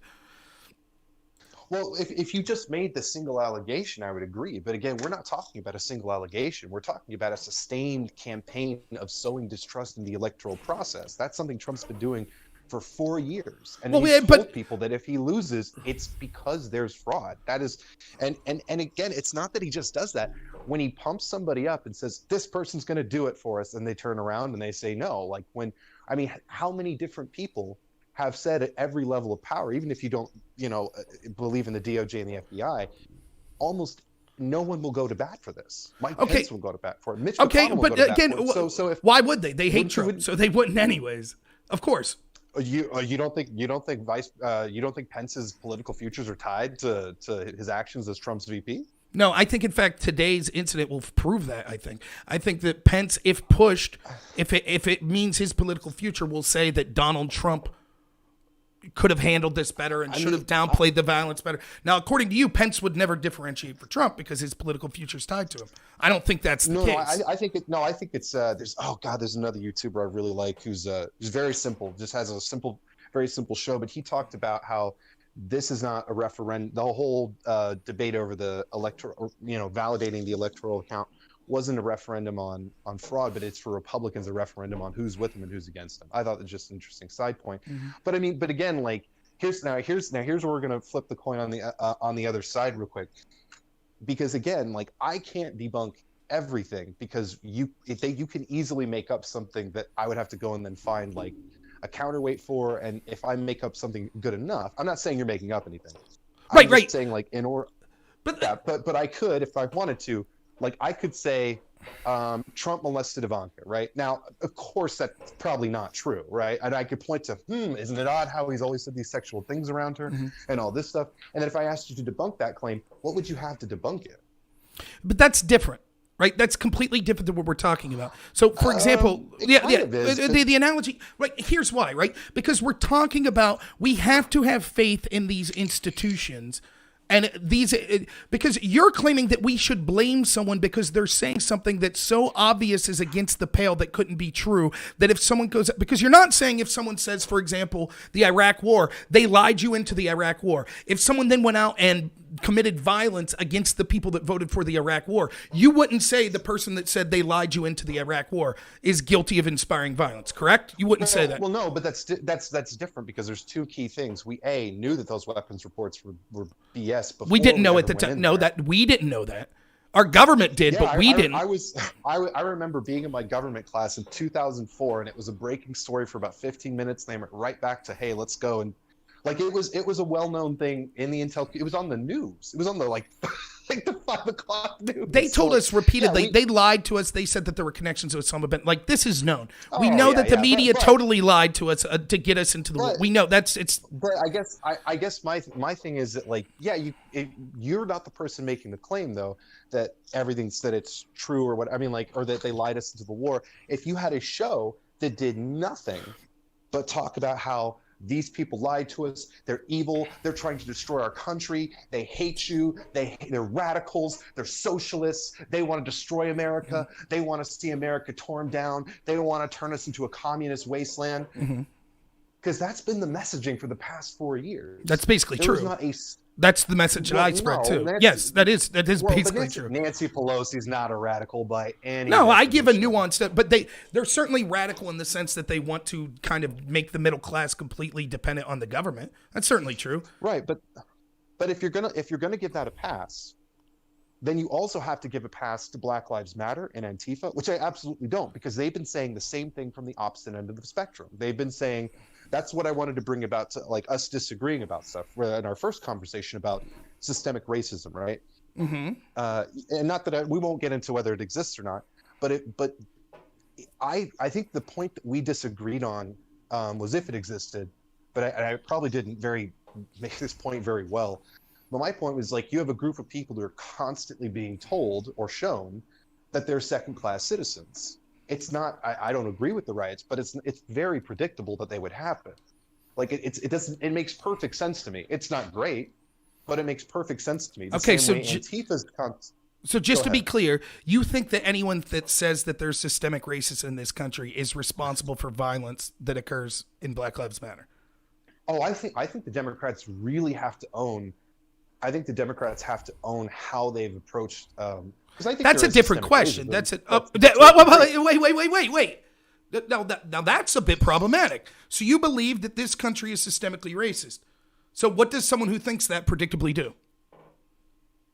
Well, that's the thing. That's where the conversation becomes about not what the topic is, but how do we talk about the topic? I believe there's election. Okay. I just don't think it's a big problem. Okay, so there we go. Such a small number. That's exactly my argument. So if you would have a point if Donald Trump said there was election fraud, it was stolen, pick up your rifles, head to Capitol Hill, let's drag these fuckers out of here. You would have a point. He didn't say that. He didn't say that at all. So when you say the BLM messaging is never said go out there and like tear down stores and loot buildings and do all that, but that's still the end consequence, right? No, but again, I don't blame people that talk about systemic racism. I don't even blame Black Lives Matter and the people that speak for it for the fact if people go out and commit violence. I don't blame them. I think they're wrong on a lot of things that they talk about, but I don't blame someone who truly believes there's systemic racism for then being responsible if someone goes out and loots a store and shoots a police officer or a security guard like David Dorn. What I do blame the leaders of Black Lives Matter for is when they make excuses for the violence or they refuse to condemn it.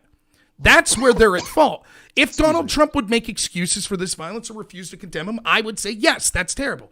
But I don't think if Donald Trump, which I do believe, he believes that the election was stolen from him, and I think a lot of the evidence you get here, though, he's been talking about election fraud for 4 years. Do you think that he's made this up for 4 years, that he hasn't believed it for 4 years? I don't. Yeah, I think he believed it.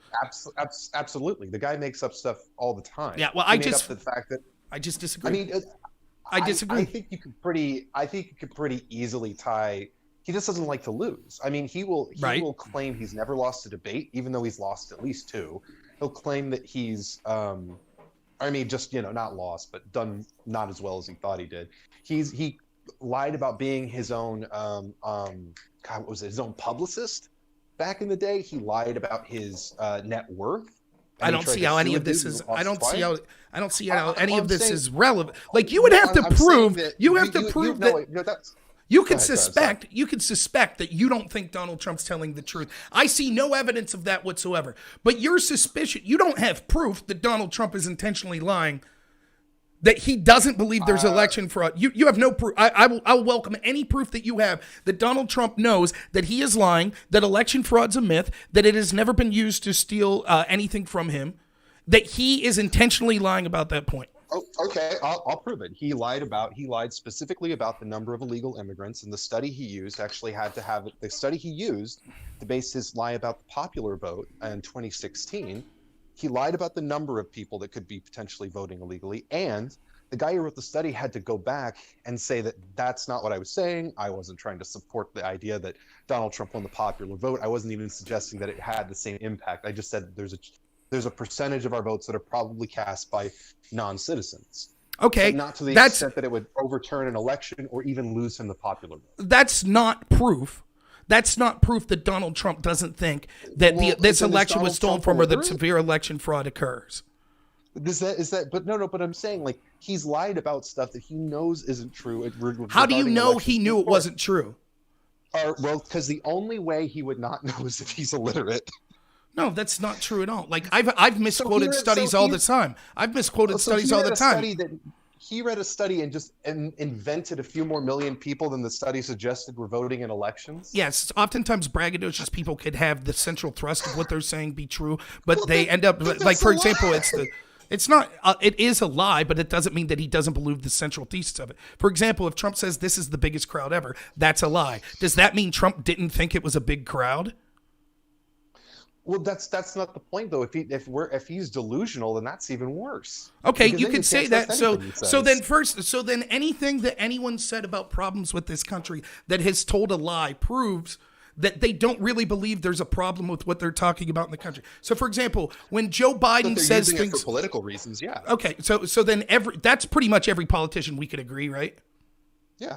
Okay, so any politician that's ever talked about significant problems with this country is responsible for any violence that results as a result of that. Because they're liars, they don't believe what they say, and they're actively encouraged. They know that they're riling people up, talking about things that blatantly aren't true in this country. So you would blame every single politician for every act of political violence. Well, no, because not every politician makes it a personal campaign to say that they are personally being robbed, that the electorate is being disenfranchised, and these people are doing it to you on purpose so you don't have a voice. They're stealing the election. They are. All of that's true. That's the irony. It's all true. And that comes to the real problem with what you're suggesting here, because what this is a soft form of censoring people from pointing out corruption that we could see that we know occurs. So instead, we will now be able to shame people in the court of public opinion as being responsible for any lunatic that takes any criticism you have. People will now be afraid to make any criticism of the government because in the court of public opinion, we could say, if someone listens to what you say and goes out and does something terrible, then you're responsible for it. So, for example, Bill Binney, who was a whistleblower at the NSA, he talked about how our rights are being violated over and over again, particularly our Fourth Amendment rights. If someone's upset about that, goes out and takes action, well, now Bill Binney, if he's ever told a lie in his life, it's clear that he doesn't believe what he was actually whistleblowing about, and he's responsible for that person that went out and harmed people over their Fourth Amendment being removed. I think that this is incredibly dangerous. And what it does is it puts you in the arbiter role of, I know the objective truth, and people that disagree with this objective truth are then responsible for violence with people that say it. Now, there's a difference. Go ahead. Well, okay. Well, I mean, I would say when you're at a certain level, then yes. I mean, what the president says matters. When you're the leader of the most powerful country in the world, and the way that President Trump's supporters. Let me ask you this. Let's say that he said this this is the easiest way to do it. Let's say he said it about Michigan. Let's say he said, I believe there were counts in Michigan that were wrong. I believe that my votes were given to the other people. If he said that and someone went out the night of the election and attacked someone, would Trump have been responsible for that attack because it was obviously garbage? I don't think you could chalk it up to an individual statement. But again, that's not the issue. The issue isn't did he say something that he believed was true one time. The issue Has he knowingly lied about information that he knows is wrong? He hasn't knowingly lied. And here's the truth. The truth is, had he said that, he would have been right. You would have said it would have been impossible. You would have said. I'll give you a great example. He on the call, he questioned several claims. An easy one that we can just slam dunk on this to see as a litmus test of not if he always lies, but will he lie even when he's given exact data. He asked about the people who are voting from out of state, right, in Georgia. And Raffensperger and Germany, the lawyer for Raffensperger, told him, we actually looked into that. Those are all people who at one time, who originally lived in Georgia, had moved out of state for some time, and had moved back, most of them months, if not years, before the election ever took place. So they were back in Georgia again. And did Trump say, oh, okay, thanks for looking into that. I'm glad we're able to confirm they were a Georgia resident, they are now again a Georgia resident, and the ballot was good? No. Trump said, you're honestly telling me that people moved out of state and wanted to come back? That's crazy. Okay. That was his response. All right. What does that have to do with whether or not he believes that's true? Is that crazy? An affirmative response when he was saying I could go find the transcript real quick, but they offered him other things about the dead voting. They offered him about the Dominion machines. How do we know? Were those moved? No. What about the innards? No. How do you know that he believes? So he's talking to Raffensperger, who he's had people around him the whole time saying these people are full of shit. They're working actively against him. You know that he knows that's not true. You know that he knows that Brian Kemp and Raffensperger are actually on the up and up and they're doing the right thing. Then immediately following the call, Raffensperger leaks it to the Washington Post, a paper that has been all in about trying to take Trump down. So could you understand why someone like Trump would think these guys are bullshitting me, they're out to get me, when they literally proved they're out to get him 5 minutes after the call by releasing it to the Washington Post? Well, and Raffensperger didn't release it until Trump tweeted about the contents of the call again incorrectly. And because Raffensperger's getting death threats, and Raffensperger wants to prove that he's not being, when he's accused of these things, those aren't true. No, exactly. It's clear that Raffensperger was out to get Trump in this context. You say, well, he was only out to get Trump after. Wait, so Raffensperger, who voted for him twice and donated to him before, is out to get Trump? That's a really weird way to get out to get. So let me get this straight. You're telling me that Raffensperger, who gave Trump money and voted for him twice, is somehow out to get him, who's been a lifelong Republican, who's under Brian Kemp. Let me ask you this. Did he take an action like a week before the Georgia election that he knew predictably would harm Trump? What action? Releasing the transcript of the call? 3 weeks before the election. No, like 3 days or a week. I said 3 days or a week before the election. Before the November 3rd election? No, before this Georgia election that occurred yesterday. I don't see how that helps him at all. Right, so your argument is, well, because he voted for Trump one time, it's clear that Raffensperger wouldn't do anything against Trump. But we see that that's clearly not true. We know that the releasing of this call, and furthermore, when even people that disagree with Trump's claims said that it was so petty when Raffensperger did the interview on Fox that he seemed to be blaming David Perdue and said that he was basically releasing this call to get back at David Perdue because his family had allegedly received death threats for questioning the election. And again, so you're saying that Raffensperger had the right to be upset that people questioned the election because he was receiving death threats? That's what I find crazy. Like, they've shown screenshots of these people's phones where they've gotten death threats. I've seen Trump supporter after Trump supporter get the shit kicked out of him for wearing a MAGA hat, and I've received threats. Do I put them up? Yes, that shit happens. Does that justify me actively? Those aren't alleged. Okay, I just said alleged. Okay, I just said alleged because I always say alleged anytime someone claims that there were threats made of him until I personally say, could it be possible that Raffensperger made up those threats himself and just typed? What you saw was literally some words on a screen. I'm going to say allegedly because no one's been convicted in a court of law. If that upsets you that you think I'm somehow belittling it, I'm not. Anyone could say I've received death threats. It doesn't matter. It wasn't really the crux of what I was trying to say. Guaranteed, obvious, the most super important, the craziest death threats that have ever occurred that anyone's ever seen to the point point where he was pissing his pants every night. Okay, we'll concede that happened. He was receiving those threats, irrelevant to the conversation. Anyways, he received these threats. Sorry, I used the word allegedly. He received them, and that justifies him actively sabotaging people that he voted for and was giving money to.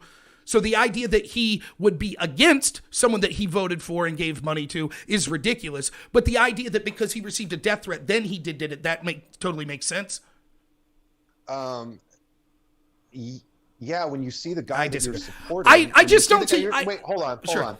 We're directly talking about the same thing again. Trump came out, and before Raffensperger did not have death threats. Multiple people in the Georgia electoral community did not have death threats thrown at them in 2016. Trump comes out and says that people like Raffensperger are lying. Yep. People like Raffensperger are rhinos, and all of a sudden, people start getting death threats. They were marching outside people's houses. Okay, right? So I'm just gonna. Again, I got you. I can see this trend. I get what you're saying. I'm not interested in this conversation. I think that this directly. How much of an ass would you look like if one of the claims that Trump made were true? If one of them came out. If they came out and said, oh shit, we did a count and we actually do see that 20,000 votes were switched. How much of it? You literally have blamed people for murder, or I'm sorry, for riots and someone who ended up dying. And for the violence, you blame them for saying something which then at least partially became true. This is why I don't blame people for saying things that could actively be true. There are plenty of Black Lives Matter people that I think are full of shit, like Al Sharpton, that talk about systemic racism. Yeah. I'm not going to blame Al Sharpton because someone shot David Dorn. I'm not going to do it because Al Sharpton might believe, even though he's making money off it, he might believe the garbage that he's peddling, even if I don't think it's true. And I just don't think this is it's not a conversation I'm excited to have. Like, I don't understand. Like, to me, this just means, like, you're basically saying every politician's a shithead every time there's political violence. We blame, like, it's just this sort of, okay, I guess again, if that's your take. Again, I just want to drill down on this. It's not just that every politician does this. It's not that every... Okay, let me ask you this then. Every Democrat that said Trump said Nazis are good people is responsible for violence. I would definitely push. So that's say they're responsible for Antifa. Yeah. So that's almost every Democrat in the national level in the country, right? And they should be censured. Okay, so that's half of them. All right. Now, next group. Any Republican that said that there was election fraud is responsible for violence, correct? No. They're not. No, because there's a right and wrong way to talk about that message. All right. So I'm just not interested in the nuanced way that it's okay to potentially talk about election fraud. I think that people like you would have inadvertently, I'm not saying on purpose, would have inadvertently silenced people like me when I talked about the blatant fraud that we see occurring in all sorts of things. I think that arguments that you're making here would exactly be used by the establishment that was corrupt, that was lying us into the Iraq War, would exactly be used by the FBI agents that were engaged in a coup against Donald Trump, would exactly be used by people like Cuomo, Governor Wolf, Governor Whitmer, Governor Murphy that intentionally put COVID patients in nursing homes because they would say, this is clearly bullshit. The people that are saying this would have to be some overarching conspiracy. It's clearly bullshit. And so they're responsible for anyone that commits violence in the name of this. I think that it's totally outrageous. It's censorious. And I think that it belies the conversation that we should actually be having. And again, my track record shows that. My track record shows that over and over and over again, I've defended people like Bernie Sanders. I defended Nancy Pelosi. I defended Chuck Schumer. All the people that said about things about, Obamacare will result in millions of people dying because they lose their health insurance. I said that is not their fault, that lunatic went out and shot Steve Scalise. I've defended pretty much people on the left and right all the time when this happens. There are unique differences. If people say these people are Nazis, they're coming to kill you, that's different. That's because that is literally someone saying your physical life is in jeopardy because of these people. So the people that engage in that sort of rhetoric, that's a different level. Other than that, almost every single time, whether it be Kathy Griffin holding a severed head of Donald Trump, whether it be, claims that Donald Trump is a Russia conspirator, every single time there has been violence as a result of that, I steadfastly said, I do not blame the people that are making the original accusations. I blame the people that went out there and committed violence. Now, if the people making these accusations decide to play politics with it, refuse to condemn the violence, make excuses for the violence and things like that, then 100%, I agree with you that we should be fair game to criticize them. I guess that's all I have to say on the issue. Well, okay. I just want to. I know we kind of gone around in circles. I just want to say one thing real quick though, just to point it out. Okay, because the strength of all of my arguments only relies on looking at data and trends. That's all mine relies about. If the evidence comes out that there is that massive voter fraud, then yeah, we have evidence of it. We just haven't found any that's been corroborated yet. If we do find it, then absolutely stop Joe Biden from going into office. I'm fine with that. Right, but the threshold's different. Rely on what's real, Rob. My arguments rely on what can be proven. Your arguments rely on maybe this might be a thing someday. Right, but that's the point. The threshold is you have to prove an incredible threshold to blame someone for violence they're not committing. And for you to say, hypothetically, this could be true, but it's not provable today, therefore you're not allowed to talk about it because it results in violence. We could talk about the multiple different trends between the campaign violence, between like the guys who are trying to run the Trump campaign who was trying to run the Joe Biden bus, it wasn't Joe Biden in it, but it was his campaign bus off the road. We can talk about the trend, the death threats that have associated people who have said that Trump won, Republicans who said Biden won, that follow Trump denouncing them. Like, you could see a pattern of, if Trump tells his base, these people are wrong, these people are evil, and they're stealing your election, or these people are out to get you, there's violence that can be tracked from those statements. You've made quite clear your opinion. I guess I've made mine. So we both had our say. But that's the thing. That's what I'm trying to tell you, Rob. It's not an opinion. It's an opinion that we can see. It's your opinion that means they're responsible for the violence that occurs. That's your opinion. I'm just saying there's a trend that can't be denied. It's not. I mean, there's the only thing that's changed in Raffensperger's life between before now and death threats is Trump. And what I don't give a shit. I don't give a shit about that. I don't give a shit. The only thing that's changed in my life and the threats that I've received and the letters that were sent to my place of employment calling me a racist is Democrats. So therefore, I blame all Democrats. Everyone that said Trump's a racist, everyone that said Trump's I blame you, in fact, because you're saying that Trump's responsible for this violence. So then there are other people out there that see, Trump's responsible for the violence. Rob's defending Trump. Therefore, Rob's a bad person. Therefore, we'll give him threats. So because you've done this, because you're speaking like this, you're responsible for me receiving these threats.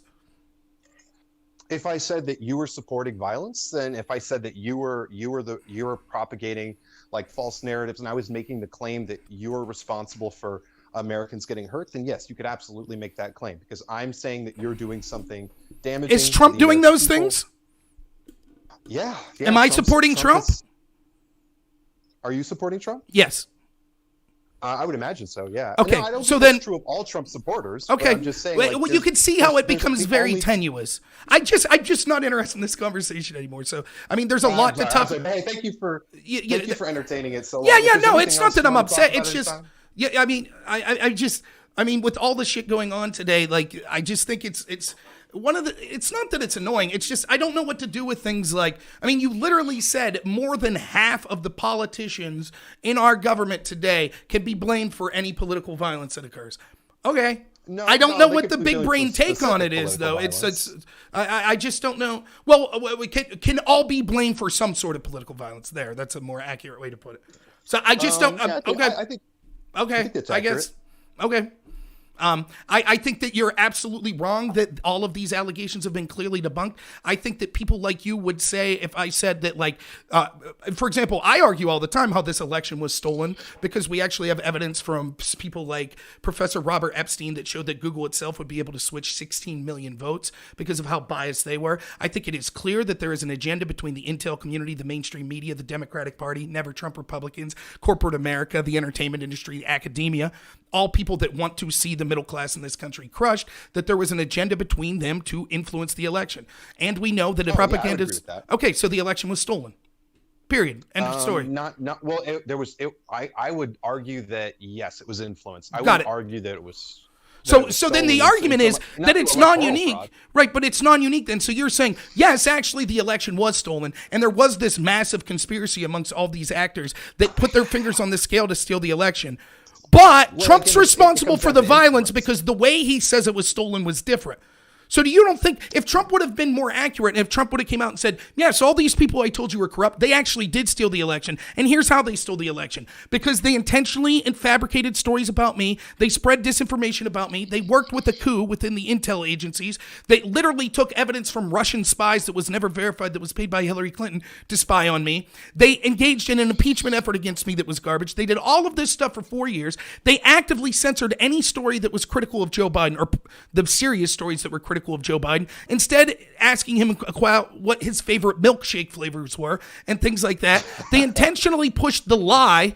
The media and all of these places pushed the lie that he called Nazis good people over and over again. This is a massive... How many people had to be involved in that conspiracy? Tens of thousands? But they were. And so the election was stolen. And if someone went out and said, holy shit, this country's been taken over, all of those institutions of power were basically putting their thumb on the scale to ensure Donald Trump didn't get elected, I'm going to go to Capitol Hill and break in. You'd say, not Trump's fault whatsoever. That's not his fault. But if he says, oh, and I think that they stole votes too, then now it's Trump's fault. As if the person wouldn't have broke into Capitol Hill if the allegation was just, oh, they stole the election through propaganda as opposed to stealing votes. You really think that we wouldn't have seen people radicalized in that nature? No, I agree. But my point is that there's a certain group of people who are diehard supporters. They're waving his flags and wearing his stuff. This is a specific thing about, did Trump do something to influence those people the same way that we would say Google or whoever else helps influence massive amounts of data that we receive that informs our political opinions? I would argue they're one and the same. And if Trump had made the claim that, and he has kind of, but he hasn't really codified it. I don't think he understands it, to be honest. Which isn't his fault. It's not like it's a topic that I only have a cursory knowledge of. But if he had come out there and said, hey, I never had a chance. Google did all this stuff, our entire infrastructure and how we deal with disseminating information about elections and candidates is rotten to its core and it needs to change. That would be accurate. Okay. All right. I disagree. I think that it's a distinction without merit as far as placing blame on people. So, but hey, thanks for being on. I appreciate it. It was a civil discussion, even if we disagree. And come back anytime, man. Hey, man, I love talking with you, and I hope this is just any indication that we don't have to agree on something to like each other. Because I like you're my favorite YouTube political commentator. Thank you, man. I totally agree. I like having people come on and talk, especially disagree with me. So, all right, man, take it easy. All right, till next time, sir. Yep. So, yeah, where are we at here? I don't really have much more to say on that. I mean, I guess if his argument is Trump's responsible for this violence, but the Democrats are responsible for Black Lives Matter violence, okay, at least that's not hypocrisy, which I could give him credit for that. So, I don't necessarily agree about all the debunking. It seems like he's just claiming all of this stuff's been debunked. I'll fully admit there are a lot of claims that were made about election fraud. I've done my best to try to investigate them to the best of my ability, but that's why I say over and over, like, I can't look at the evidence behind the hundreds of affidavits. I can't look at the evidence when it comes to simple claims like this was the vote tallies, there were negative votes and things like that. I especially think that, like, when it doesn't seem that he disputes the video that I played, that we saw all of these votes occur in Georgia and every single time it was negative votes for Trump. And he just says, oh, that was human error. It seems weird that it was for Trump every time. And it also seems weird that that would be enough in the amount to be able to switch the tide of the vote. I think that's at least reason for reasonably to be skeptical. Even if you say they're wrong and we could prove it, I think it's incumbent on the people saying, well, that's absolutely been debunked, to specifically say, no, we hand counted these. This is exactly what happened. This was human error. I haven't seen Georgia say that. I haven't.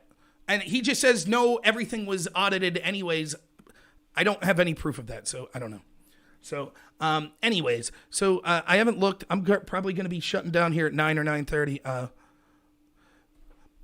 Look, I tend to agree that there were illegal votes. There's all sorts of things that occurred, but I don't have proof of any of it.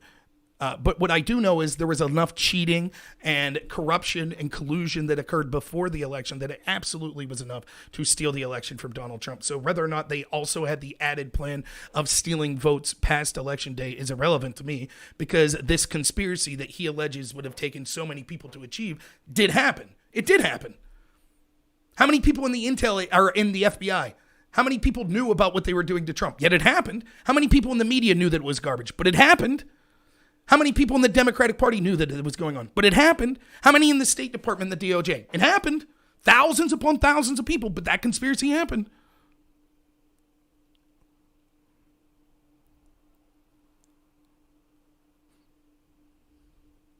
But it will be funny. Like, again, at least I respect that he's not hypocritical about it. He thinks that the Democrats are responsible for violence on their side as well. So,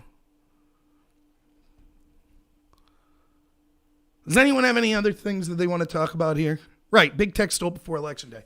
They were unconstitutional in how governors, like in Pennsylvania, declared changes in how we vote without the legislators voting on it. They completely changed in an election they predicted would be the biggest election ever. They completely changed in many states entirely how voting occurs there months before the election. And then they don't want to look into it. And whatever. So just to recap the events of today. This is, look, I know I've been yelling a little, not with that last caller. Also, I hope that shows that was a very respectful person. I thought it was a good conversation. We both get a little chippy here and there, but it was a good conversation. I'm glad he calls in. So I'm willing to have a conversation with people that we disagree. I think today, more than Trump losing the election, I think today is the biggest victory for the deep state that we've seen. I think that this will be a propaganda victory for them for the next 10 years. I think that every time someone like me could start to get headway in talking to a reasonable person, I'm like, look, here's sort of the corruption that occurs in the establishment. Here's the corruption that's occurring in government. That I will be smeared, not just me, any single person that does that on the right or the left. Jill Stein, Tulsi Gabbard, anyone, they will be smeared as, oh, you're one of these Q people that go out and you do this, you were involved in those riots. You remember when Antifa and the John Brown Gun Club, you remember there was this guy was it in Portland? There was an ICE facility. I don't remember exactly where it was, but there was an ICE facility. And there was this guy that showed up with Molotov cocktails and long rifles. And actually he was killed by the ICE people, right? And I said, when you call these people Nazis, you could predict this is what will happen. And that's exactly the argument I was making there with Vega, is that that's different. Calling someone Nazis is different than saying, I think these people are corrupt. And they did something bad. But you remember when that happened? That happened in the evening. That day, Antifa actually went, and other groups, actually went to an ICE facility, took down the American flag, flew the Mexican flag, and burned and trampled on the American flag. And I said if Trump was smart, he would run that as an ad every single day.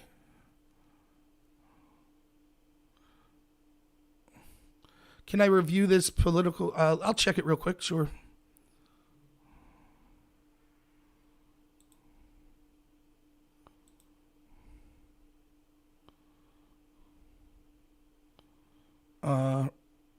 So this was your...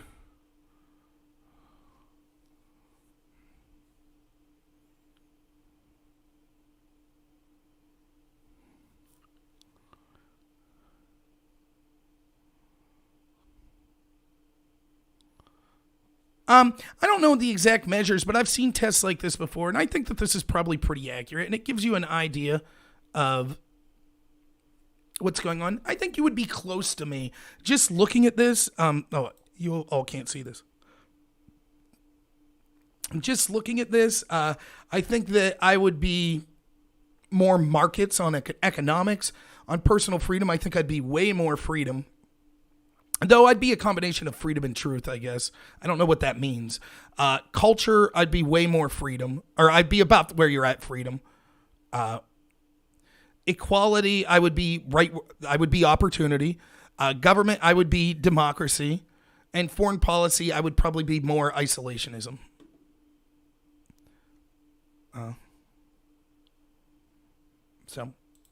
But I can't tell you if that was a good... The tests like that are good, though, to get an idea of kind of where you're at. Let's see what else we got. Trump forced the cabal to speed up their destructive of America. I agree with that. Can't believe what story got buried, Vega. No, your vaping was fun.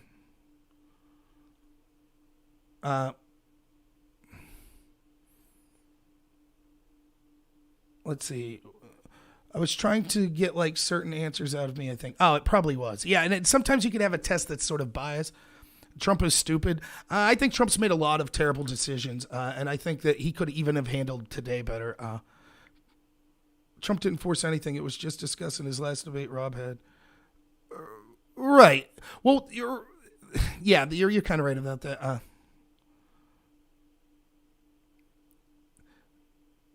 Oh, the ICE one. Yeah. I see what you're saying, Beckett. Yeah, it definitely was.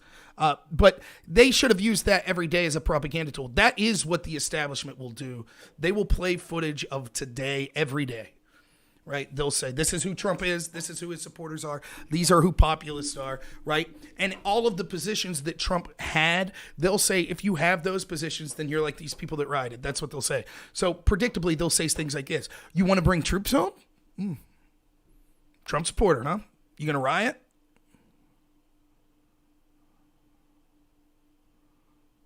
He absolutely trusted the wrong people, but it's his fault as well. So, I know I probably lost a handful of subs today. I don't care.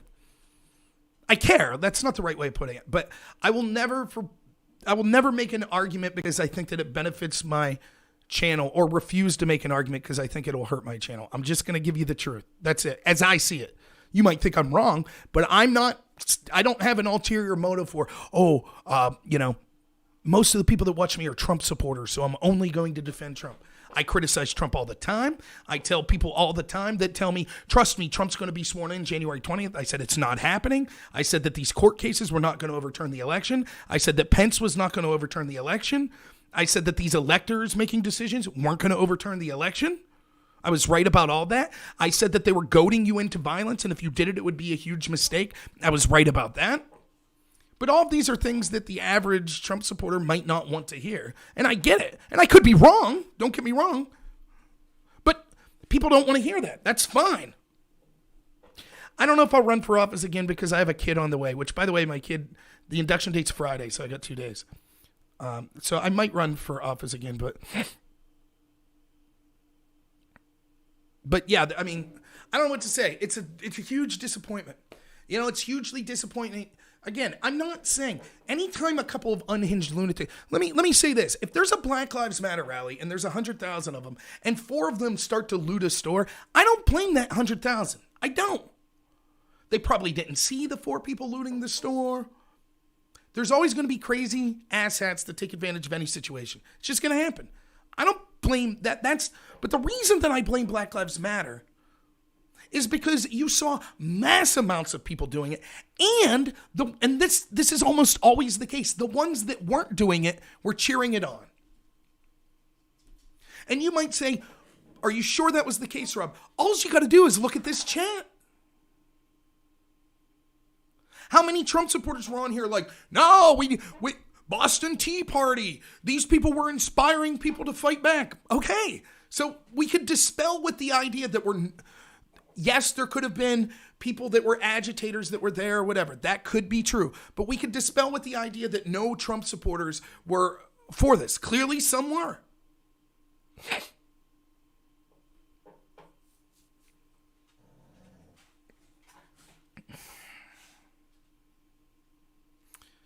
So I think it's a huge disappointment, and I'm going to call balls and strikes like I see them. And I wouldn't be able to look myself in the mirror tonight if I sit here and I criticized Black Lives Matter and Antifa violence, but then I somehow said that this was okay. I wouldn't be able to. It's not the Boston Tea Party. It's not at all. Just like Black Lives Matter isn't the March on Selma. It's garbage. Both are garbage. It's immoral. It's unstrategic. Now, proportionally, what occurred today is nothing like we've seen happen with the left do over and over and over. And that's where I respect my friend Vega, who admits although I'm not blaming politicians' rhetoric for the violence, I think at least he's blaming both sides. So that's not hypocritical. And I've said over and over again, I respect someone that I might disagree with, but that's not a hypocrite more than someone that agrees with me is a hypocrite. What's up, Sandwich Savant? Thank you so much for the donation. Really appreciate it. It was partly set up. I agree, Puck Flicker. And so again, I started off criticizing the people that are Trump supporters that did this. Then I said this was exactly what the establishment wanted. I bet that they intentionally had few police there and the police let them get to certain areas so that they would get the optic. So yes, that's certainly the case. And I'll even go further. Many people on the left, I got a little crude earlier, which I shouldn't have, but I was heated. Many people on the left, they're excited today. They're totally excited. Oh my God, we knew it, these Trump supporters. I'm ashamed to be an American today. My God, it's a coup. It's a coup. Didn't care about the FBI's coup against Trump. Didn't care about all the riots we saw. Oh, property destruction and it's not that bad. They didn't care about any of that. But now all of a sudden they care. They love it. They wanted Trump to send the National Guard in against Black Lives Matter so they could say Trump's a dictator. They wanted Trump supporters to finally be pushed in a corner and feel like they have to riot so they could say, see, we told you they were all crazy, violent people.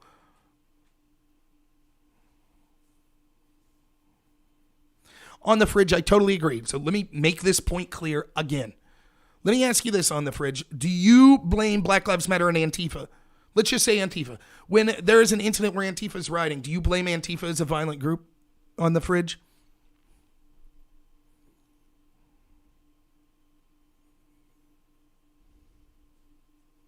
Diaper money, thank you. Okay, so if there was a riot and Antifa at an Antifa event, you would say, yeah, that was Antifa rioting. Would you say, no, wait a minute, not necessarily. It was just someone with a ski mask and wearing all black. Could have been a Trump supporter. They could have dressed. By the way, this is what Antifa says. They say this all the time. Oh, that was a Proud Boy. That was a Boogaloo Boy that was dressed up like an Antifa member. They say it all the time.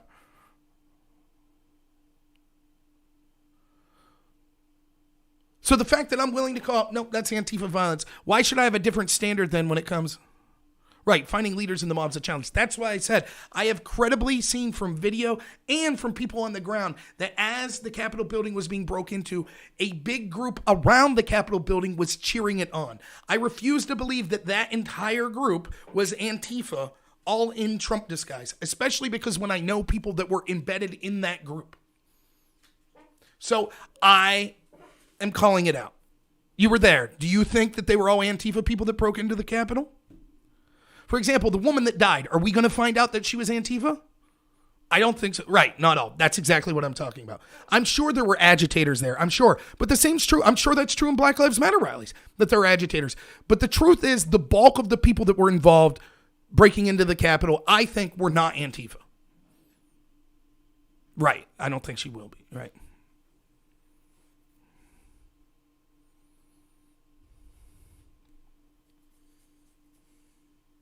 This is why it's important to police your own.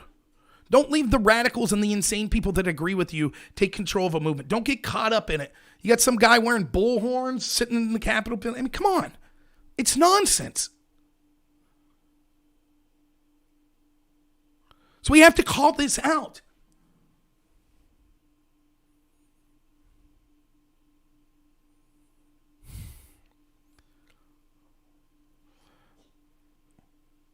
But the most anger I have for today is it's not Trump supporters. I have disappointment. And I'm pissed at them too, let me be honest. Not all of them, obviously. God, don't get me wrong. But the stupid ones that played right into the establishment's hand, I'm pissed at.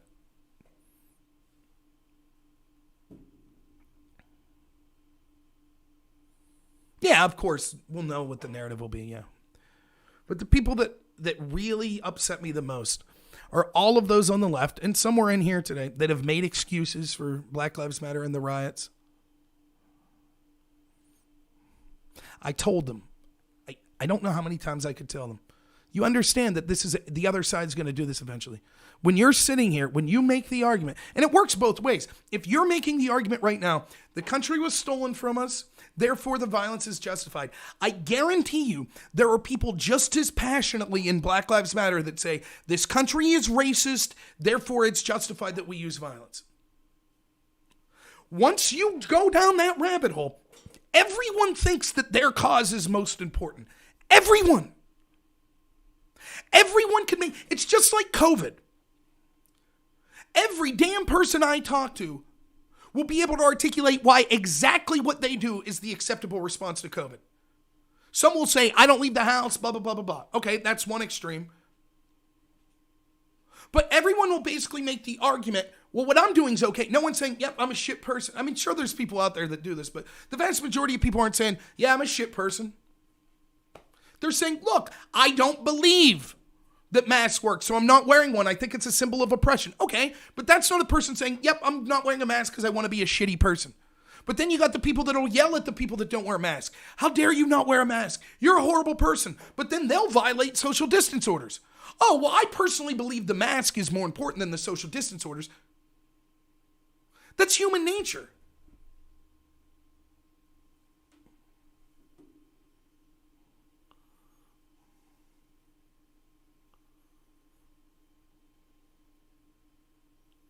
That's rational. That's exactly right. And I said that earlier.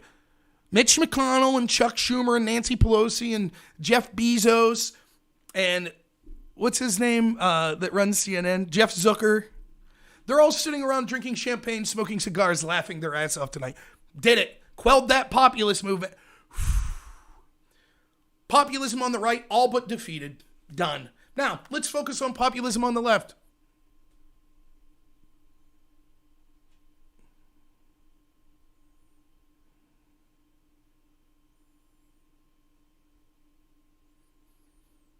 I don't think,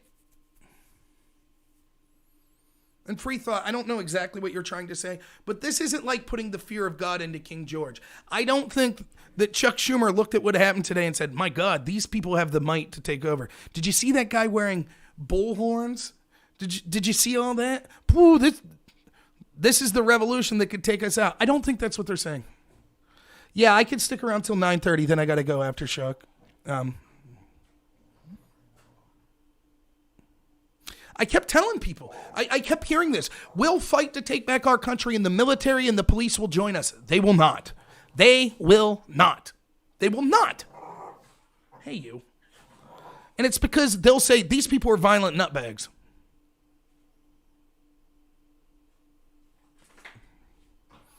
Republicans going mask off. I don't know that I'm a Republican, but I am indoors, so I'm not wearing a mask. What's your take? Good old Haxton.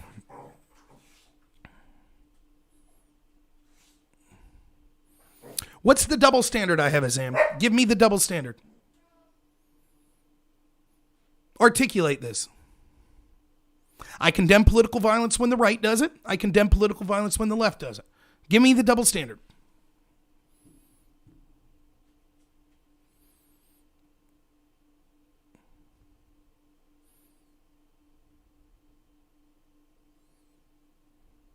She was a veteran. That's terrible. The Republicans weren't going full fascist. These weren't.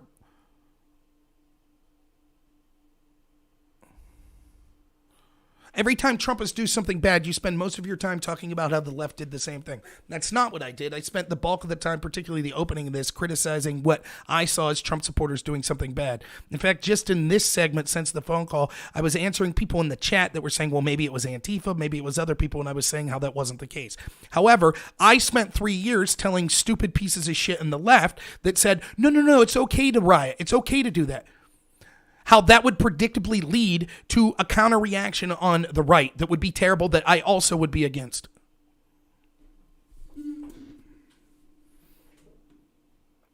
Good old Haxton. Just curious, were you talking about the Democrat terrorists that were committing riots all summer? Just curious.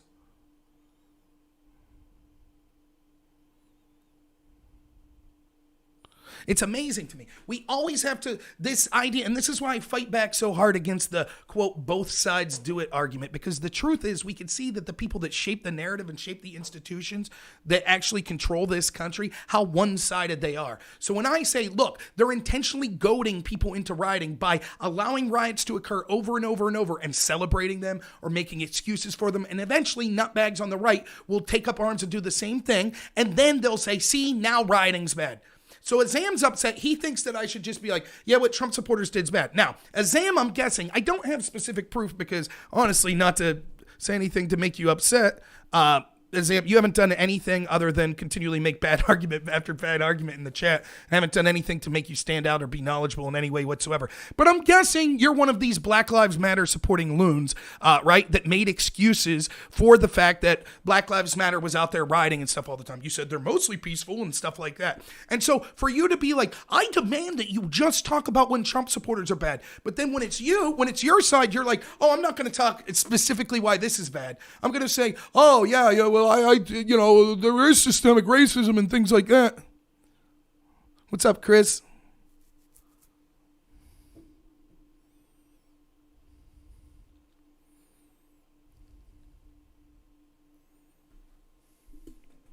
It's clear what's going on.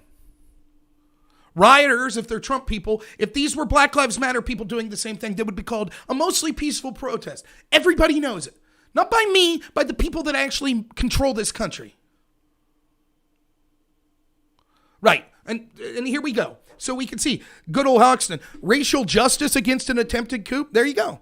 That's who the left is. This, not all of them, but this is who the bulk of them. I don't give a shit about what people like you have to say. People like you that made excuses for political violence and said, well, it was okay because it was for racial justice, which is horseshit. It wasn't. But people like you that use that excuse because you're racist bigots that seek to use perceived inequities amongst people of races to justify your own violent behavior and political terrorism. I don't give a shit what you think then when you say, oh my God, the other side did it. Now it's a big deal. When I talked about people on the left that are excited that this happened today, it's people like good old Huxton that I'm talking about.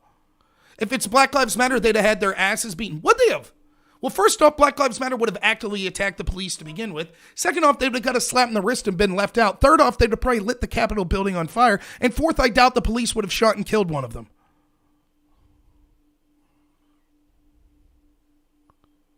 Where's the proof that they're excited? You can tell.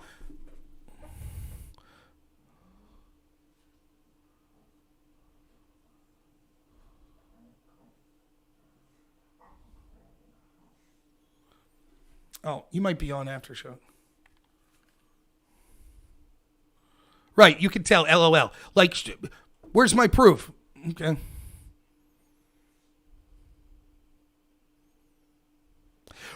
Quote, Republicans going full fascist is amusing.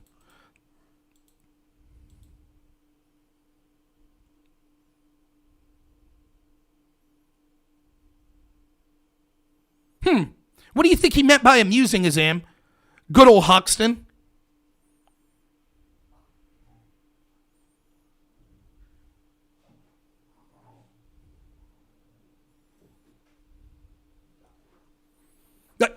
Care to retract? Oh, he said it's amusing.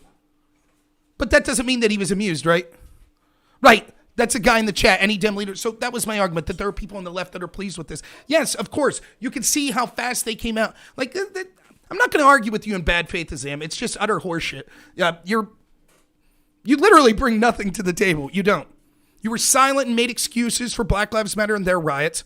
So was the Democratic leadership. Here's the proof that I know they're excited, because they couldn't wait to exploit this situation and say that it was Donald Trump's fault. We've actually seen Democratic leaders say everyone that talked about the election being stolen should be held accountable and expelled from Congress. We've actually seen them come out and they couldn't wait to condemn Trump and his supporters and say that it's their fault. The same people that refuse to condemn Black Lives Matter and say that it was their fault and things like that. So yes, they're excited because they get everything that they exactly want. You saying, but show me the proof of it, is irrelevant. I'm not going to listen to people like you that constantly excuse or deflect from things like Black Lives Matter and constantly claim that you could see in the brain of Donald Trump. Well, this is what Donald Trump thought, and this is what Donald Trump thought. It's okay for you to do that, but then you come in and put burdens on me that say, well, unless you have proof that Joe Biden's saying, LOL, I'm amused, LOL, I'm excited, that somehow I can't make the obvious claim and inference from the actual circumstantial evidence we see that this is exactly what they wanted. It's just worthless to even talk to someone like you. Okay, I understand you don't have any proof. Right. That's what I said there. Good job.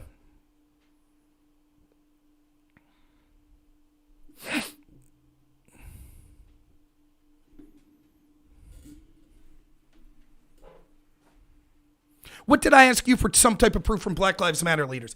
I asked you to provide proof that Democrat leaders condemned Black Lives Matter. That's what I asked you to provide. How is that you asking me to provide proof that I think Democrats are excited that they can exploit this situation? I think For example, Dick Cheney was excited to exploit 9/11.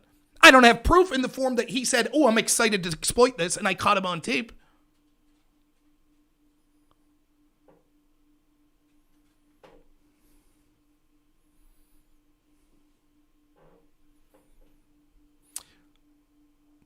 No, I understand how you, good old Huxton, likes to change the definition of words to claim that only one side could be it. So when we talk about fascism, for example, we talk about it because we don't like the results that come from the actions that come with fascism. So, for example, one of the things we hate about fascism is using political violence and intimidation in order to silence people that you disagree with. We see that this is what Antifa and the left has been doing all summer. This is exactly what establishment leaders have been doing all along. But that behavior is excused because the establishment's okay with it. But then somehow you say, oh, these types of behaviors are only considered fascism if they're done on the right. That's not true. And in fact, if we go through I forget the reasons that, the definitions of, there was a famous philosopher that gave like 17 things that are indicative of fascism.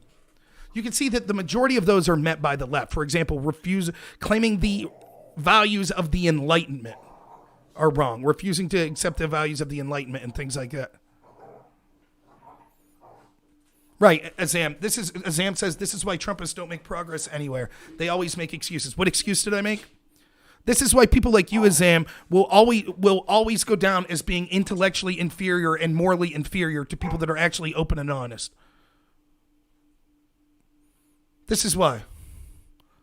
Because you were unwilling to call it Black Lives Matter. You were unwilling to call it Antifa. You made excuses for them. And then when I call out my side, clearly more than almost anyone that I can imagine that is willing to call out the political violence on both sides, that's been a large bulk of this talking about the political violence, but then also called out the Democratic leaders that made excuses for this violence as how it would make this inevitable. And the double standard of how this is treating, you're saying, well, that makes you a hypocrite. Meanwhile, you piece of shit hypocrite were unwilling to call out Black Lives Matter because you're a scumbag. Now, Azam, I've given you many chances, and I tell you what I'm going to do for you, buddy.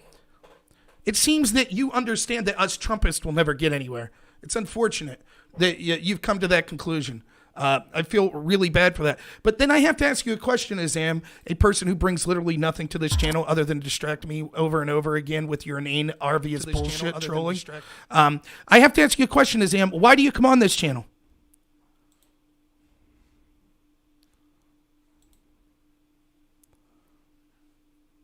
Let me know when you're ready, Aftershock, by the way. I got to go at 9:30, so I only got a couple minutes, Aftershock.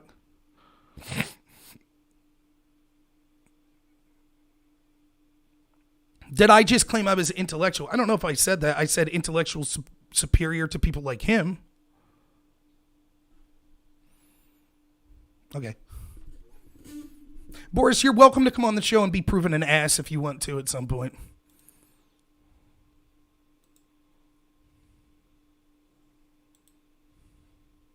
What's up, Aftershock? I think you're muted.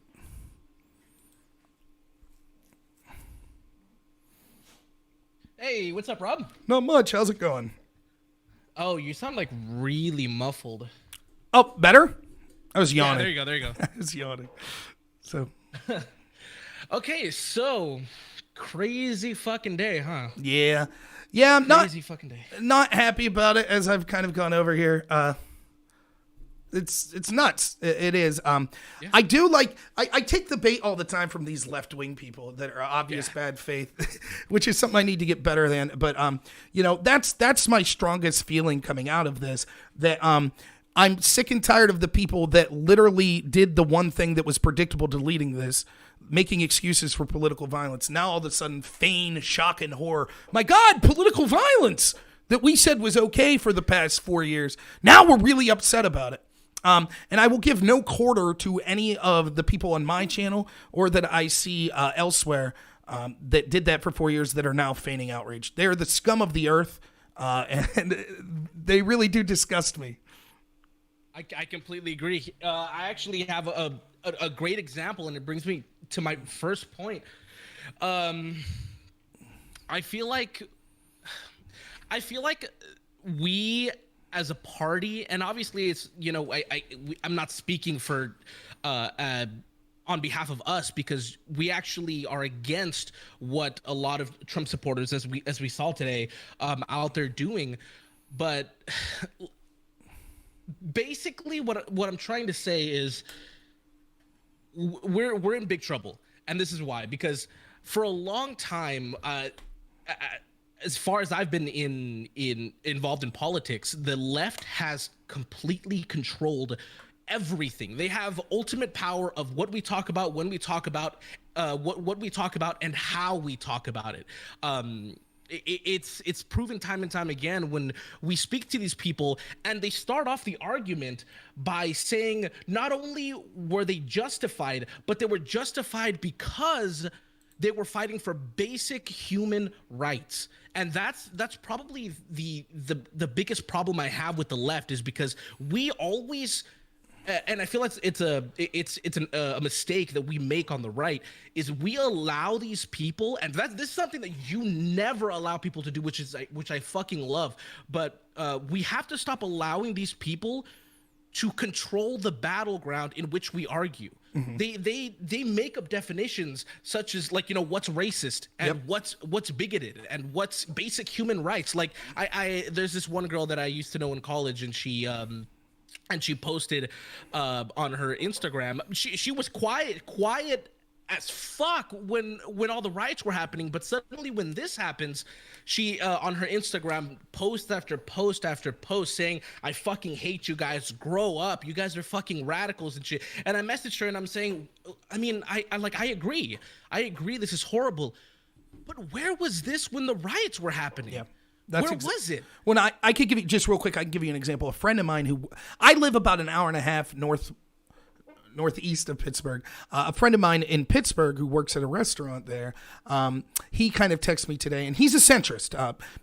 He thinks Trump's funny, but I don't think he follows Trump to follow his policies or anything like that. And he's someone that's just like, take a marginal interest in politics. But he's just sick and tired of the one-way street that he sees. So in Pittsburgh, we actually had a Black Lives Matter riot that occurred. It wasn't as bad as many of these other cities. So literally the restaurant that he's at, like right outside its doors, there were places looted, people were arrested for lighting cars on fire and things like that. Through the course of that, he texted me today. He's like, what's funny? Through the course of that, not one person in his work sent him a text message like, "Oh my God, this shit is crazy." But his work was lit up today. "I'm ashamed to be an American. My God, it's dangerous." So because this is happening in DC, now they're freaked out. They didn't give a shit when it happened in Pittsburgh and it was Black Lives Matter. Everyone was cool with it. And that's absolutely the problem. That's what we see going on. And by the way, and again, our greatest strength is our greatest weakness. We're willing to try to be ethical and try to hold the same standards to both sides. So I'm telling Trump supporters on here right now, you've heard me say it tonight if you've been listening.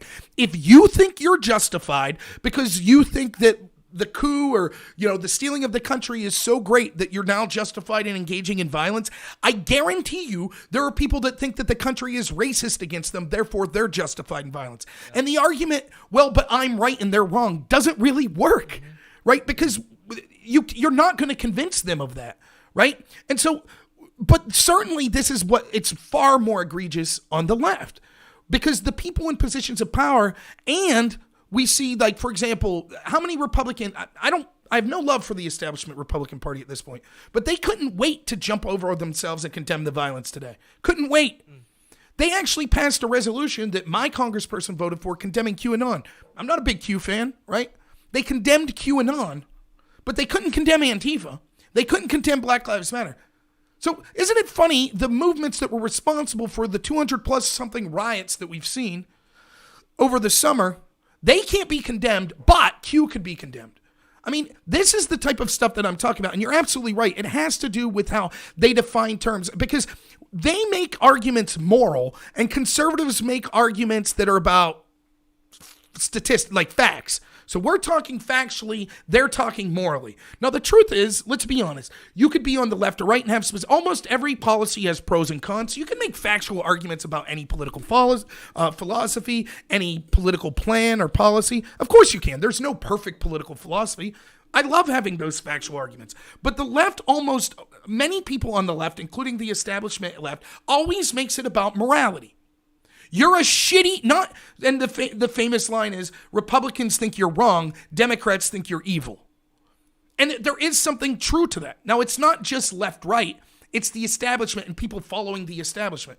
And so they'll always make these arguments. Well, you're immoral. You're a racist. If you don't agree with me with my plan on race, then you're a racist. It couldn't just be that I actually really want to help inner city black Americans and just have a different plan than you. No, you're racist, period.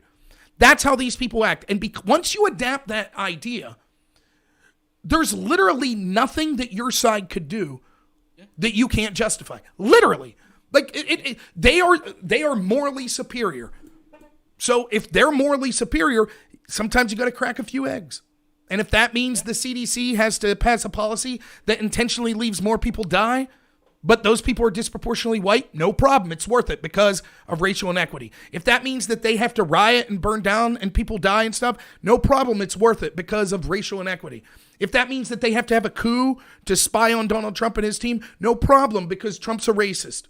It's anything. If that means they have to lie about things like the Green New Deal and what it would actually do, no problem. It's to stop us from dying in this horrible climate change. If that means that they have to lock down people and selectively enforce COVID measures, no problem. We're morally better than you. Every single argument that they could make this on. So it's how I could come on here. And it's a great strength for them, but it is incredible weakness of character. And these pieces of shit that do that, I bet they sleep like babies. But know this, someday that karma will bite you in the ass for being a hypocrite, disingenuous prick, And when it comes for you, when the mob comes for you, I don't want to hear you cry. I don't want to hear it. I'll protect you. I'll speak up and defend that you still shouldn't suffer violence at the hands of this mob. But shame on you for sitting there and advocating or ignoring the violence when it occurred on your side. That's what outrages me. And they know that they think they could win arguments by continually doing that over and over and over. Oh, well, I only point out, because there's nothing that you can't point out that the other side's done at least somewhat, Like, for example, I don't have to give you know what I'm talking about. I don't need to have an example. So it allows them, if they could ignore everything wrong that they do and just say, well, if your side did it once, then it's wrong. That's what they'll do. And also, it's so lazy. Like, I can't think of another way to just shut down an argument before it even happens than to just accuse you of racism. And if you don't agree with me, then you're just an asshole and you're just a piece of shit. Because so I messaged her, right?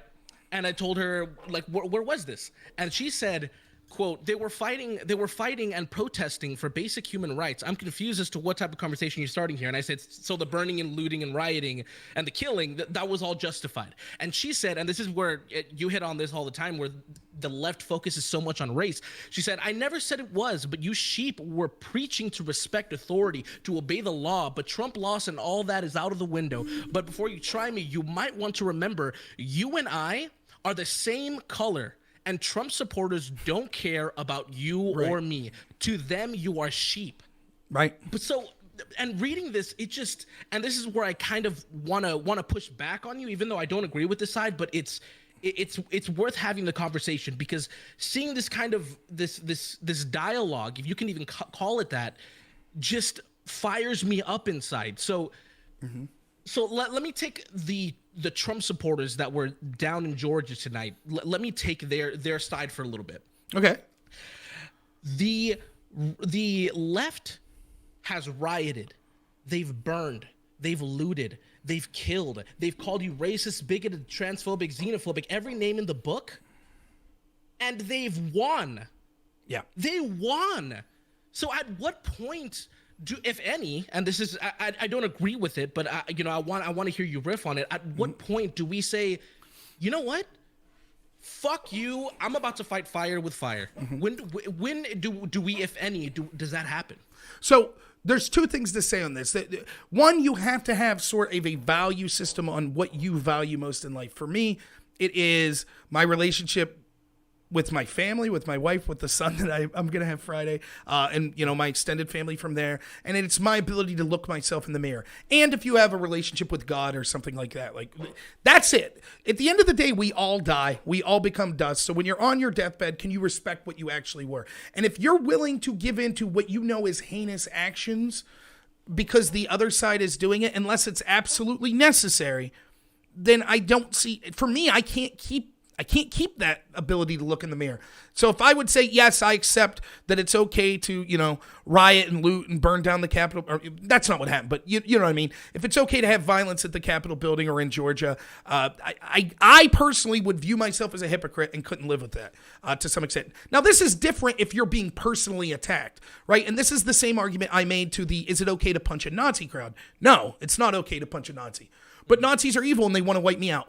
When they come to wipe you out, then it's okay to punch them. If it is obviously within the point that you can see them organizing that they're about to wipe you out, then you could defend yourself. But you can't just go out because of someone's ideology and use violence against them if they're not directly violent against you. If they punch you in the face, sure, hit them back. If you see them about to punch you, sure, hit them back. So that's slightly different. But to answer your question specifically, it would be this. You're making an excellent point that I had a conversation with my friend Tom earlier today, who's a centrist Democrat, and this is exactly the point I made to him. That I could come on here and tell people why I think strategically it's a bad idea. And it is. And I'll give you the reasons strategically it's a bad idea. We don't control the narrative. We don't control the institutions. So the same institutions that shape the narrative and the same institutions that control kind of law enforcement and the mayors and things like that allowed Black Lives Matter and Antifa to riot and do whatever the hell they wanted, they will crack down on you in a heartbeat. They will spin the narrative that you're a horrible person. And those people that we need to convince that are in the center will say, yeah, these people are nut jobs. I'm not going to listen to them. So you will lose. This is unstrategic.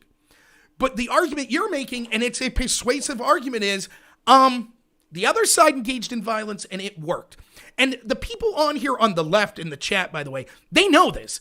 They know that they've dog whistled and gaslit that the violence was okay or they ignored it. They know exactly what they did. They know it. They're just lying to you.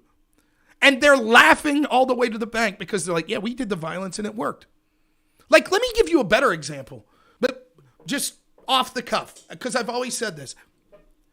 Why was it that after Islamic terrorists butchered people at a magazine called Charlie Hebdo in France, why was it that no major newspaper would show the picture that they were butchered for? Do you know this story? I don't. So Charlie Hebdo was a satirical magazine in France, kind of like, I don't know, a cross between like The Onion and Mad Magazine or something like that. And they showed pictures of Muhammad. And so violent Islamic terrorists went in and murdered like 10 of them. I think I do remember that. Yeah. And so then the story was being presented. No one in Western media would show that picture, despite that it was newsworthy. Around the same time, South Park tried to do an episode that showed Muhammad, and Comedy Central said they couldn't. Why was that? Do you think it was because they respected the religion? That's not what it was. You know why it was? We don't want to get our head cut off. That's what it was. Violence worked. It did. It absolutely worked. And so I sympathize. I'm with you. I sympathize with people that think this country hates me. The institutions hate me. They've engaged in all of this heinous action against me. If violence works for them, why won't it work for me? Well, I've already given the moral case for not why to do it. But here's the truth. Because it won't work for you. The reason it worked for Islamic terrorists is because culturally, the people that control the institutions believe in this idea of, us Muslims must be oppressed. Therefore, that argument flew. If Christians started cutting off the head of people that were showing bad pictures of Jesus, do you think that Hollywood and the media would be unwilling to show pictures of Jesus? No, they would be out there en masse saying, here's more pictures of Jesus doing horrible things. It's not because they're less fearful. It's because they know they control the cultural narrative. So the violence works if you control the institutions or the institutions are sympathetic to your cause. That's why the violence works for Black Lives Matter. That's why the violence works with Antifa. And the most succinct way I could put this is the very police that conservatives or populists have defended when it came to these Black Lives Matter rallies will not hesitate to bury you if they are ordered to do so by these establishment mayors and governors. Period. And that's where I constantly hear this narrative. We're going to take back this country. The police are on our side. The military's on our side. Where's your proof of it? Today? Did you see what happened today? Did it look like the police officer that shot that woman in the neck was on the side of the people coming into the Capitol? It didn't look like that to me. You have to win the culture war. You have to at least get your foot in the culture war. That's where you could actually start to make changes. And by the way, that's how Black Lives Matter could make effectual changes as well for their cause, which I completely disagree with their cause. But the cause that they have now, because it is created on this kind of, well, we're taking actions that we know are unacceptable, but we're getting a pass because the institutions find us useful at this point. Guess what? The institutions are soon to find them not useful. Ask Antifa in Portland. That's what's going to happen. They will be cracked down upon as well. They'll get theirs. But that's the problem. And so you don't need to ever resort to the violence if you win the culture war. And the violence will fail if you're not in the culture war. So we might as well just take the violence part of the equation completely out of it. Now, that's different if you're like the McClowskys and people are breaking into your house and things like that. That's clearly different. That's you directly being physically threatened. But I don't understand what the strategic value in Georgia today or in DC today was. Like, I don't have an explanation. I mean, the only explanation of why that would be good, the only explanation that someone gave me here was it will inspire more patriots to rise up. I can't think of one person that will be like, I was on the fence about this, but now that I saw that guy in bullhorns, go into the Capitol building, now all of a sudden I'm inspired. I don't get it. You could argue that woman being shot will inspire people to rise up, but that's different totally. Because that becomes a real screwed up argument that you should engage in violence because predictably police will overreact and then that gives you a martyr. That's real fucked up. And I'm totally against that as well. But I just don't, I'm with you. I sympathize. I do. But in the same token, I sympathize with, the black guy that lives in the inner city that got shit education opportunities, that grew up in a single parent household, that had to join a gang because that's all that he knew in order to survive. And now because of that, he can't get an opportunity. I sympathize with that guy too. But I'm not saying that, okay, now I understand your violence. So I think that, anyone who watches my show knows that I've talked about the corruption of the establishment. I've defended Trump about as hard as anyone I know. But I've been vehement against this violence. I saw it coming. I didn't know it would happen specifically today, but I knew it would come. It'll happen again. It will. You're going to start to see, it won't be like BLM. It'll be lone people that are supposedly connected to Trump or Trump supporters that will engage in more violence. And I'll completely condemn it. For me, it was predictable. This is exactly what the establishment wanted. They back you into a corner. I say this all the time. It's like the guy at the bar that keeps slapping you in the face and finally you've had enough and you punch him back and they say, oh my God, look how violent you are. Well, but they get away with it because they know the bartender or they know the owner of the bar. So they get away with it. That's where we're at. You can't punch back because you'll be kicked out of the bar. That's where we're at. I don't know how to make it any clearer. Mario Bowser in D.C. is going to bring the hammer down on every single one of these people that they find pictures of that were in the Capitol building. I guarantee it. And they're not going to be suffering like Antifa did, or Antifa and Black Lives Matter. Oh, we'll go to jail for 2 or 3 days and then be let go with a slap on the wrist. And we'll have celebrities bail us out. They're going to be sentenced to serious prison terms. And it's a damn shame. But that's what's going to happen. There is a two-tier justice system. Some animals are more equal than others. But we have to be more strategic in how we fight back. And I think that, to me, one of the risks, one of the things that I think is terrible is that this set that back a long way because this is a propaganda victory for the establishment. This will be used more than Charlottesville. If you're tired of hearing about Charlottesville, this will be used probably 3 to 4 times more than that. It will. They'll bring it up anytime anyone tries to be populist whatsoever. It will be used for populists on the left.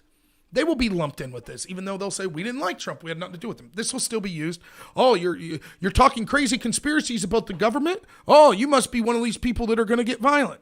So this is going to be a huge propaganda victory. It will be used to shut down channels, probably like mine. Even though I've quite expressly called out the violence, that's what they'll do. Oh, you're talking about issues that these people talked about, therefore it's dangerous. I mean, so this is a huge victory for them. And more so, you could say, well, these people would have did that anyways. But the important thing is they're now more able to get away with it because that large group of people in the center, they're like, yeah, I agree. These people went over the line. They went over the line. So, I mean, it's incredibly frustrating to me. It really is. I do sympathize. I understand. I mean, people want a quick fix. They want a quick answer. You want to believe Lynn Wood. You want to believe Lynn Wood that Mike Pence is going to get arrested and, Mike Pompeo is going to come in and he's going to say, this election's Donald Trump's. You want to believe that they put watermarks on all the ballots and that it's going to show that Trump won. You want to believe that Bill Barr is going to arrest all the coup people. It didn't happen. It's not happening. Still, the most common comment that I get from people probably on my channel, not so much this week, but is, what do you think today? What do you think the chances of Trump staying in office January 20th is? And I'm like, far less than 1%. That's been my answer since Election Day. It's not going to happen. It's not going to happen. And if you can't admit that you lost, you could never start to prepare to win again. And the truth of the matter is, I don't know how to say this politely. It's going to take generations to fight back. That sucks. Some of us won't be alive when we see the ability to actually have people that represent this country come through. It's just the shitty truth. But instead, it will happen faster and be more effective if we admit the truth now. Instead of continually relying on these harebrained schemes, I'm going to trust some guy wearing bullhorns that wants to break into the Capitol building. I'm going to trust that, trust the plan that there's some person out there named Q that's got all of this figured out and it's going to work. I'm going to trust that Mike Pence is going to, reverse the electorate. I'm going to trust that the Supreme Court's going to rule in favor of the Texas case. It's not going to happen. It's not going to happen. And the psyche of some of these people that are probably already suffering through these lockdowns, it's got to be brutal. It has to be. That's why I talk about my show a lot. I vent here. I give a shit about the country, but I give way more shit about my family. And it's an awesome family, and I have a kid in the way. Find things in your personal life to make you happy, because it would drive you nuts if you're thinking, we just got our ass kicked to the point where we're probably set back 20 years. Oh, and you can't visit your family, and you can't go to work, and you can't go to church. You can't start climbing up until you hit rock bottom. So,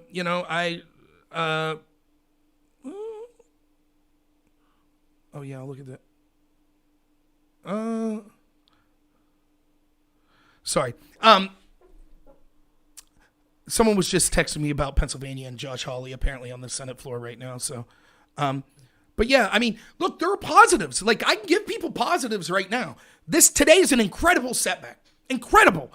But there were positives. For example, it sucks that the Democrats control everything now. It's not really the Democrats, it's the establishment. It sucks, but people are about to get a big heaping dose of how shitty they are.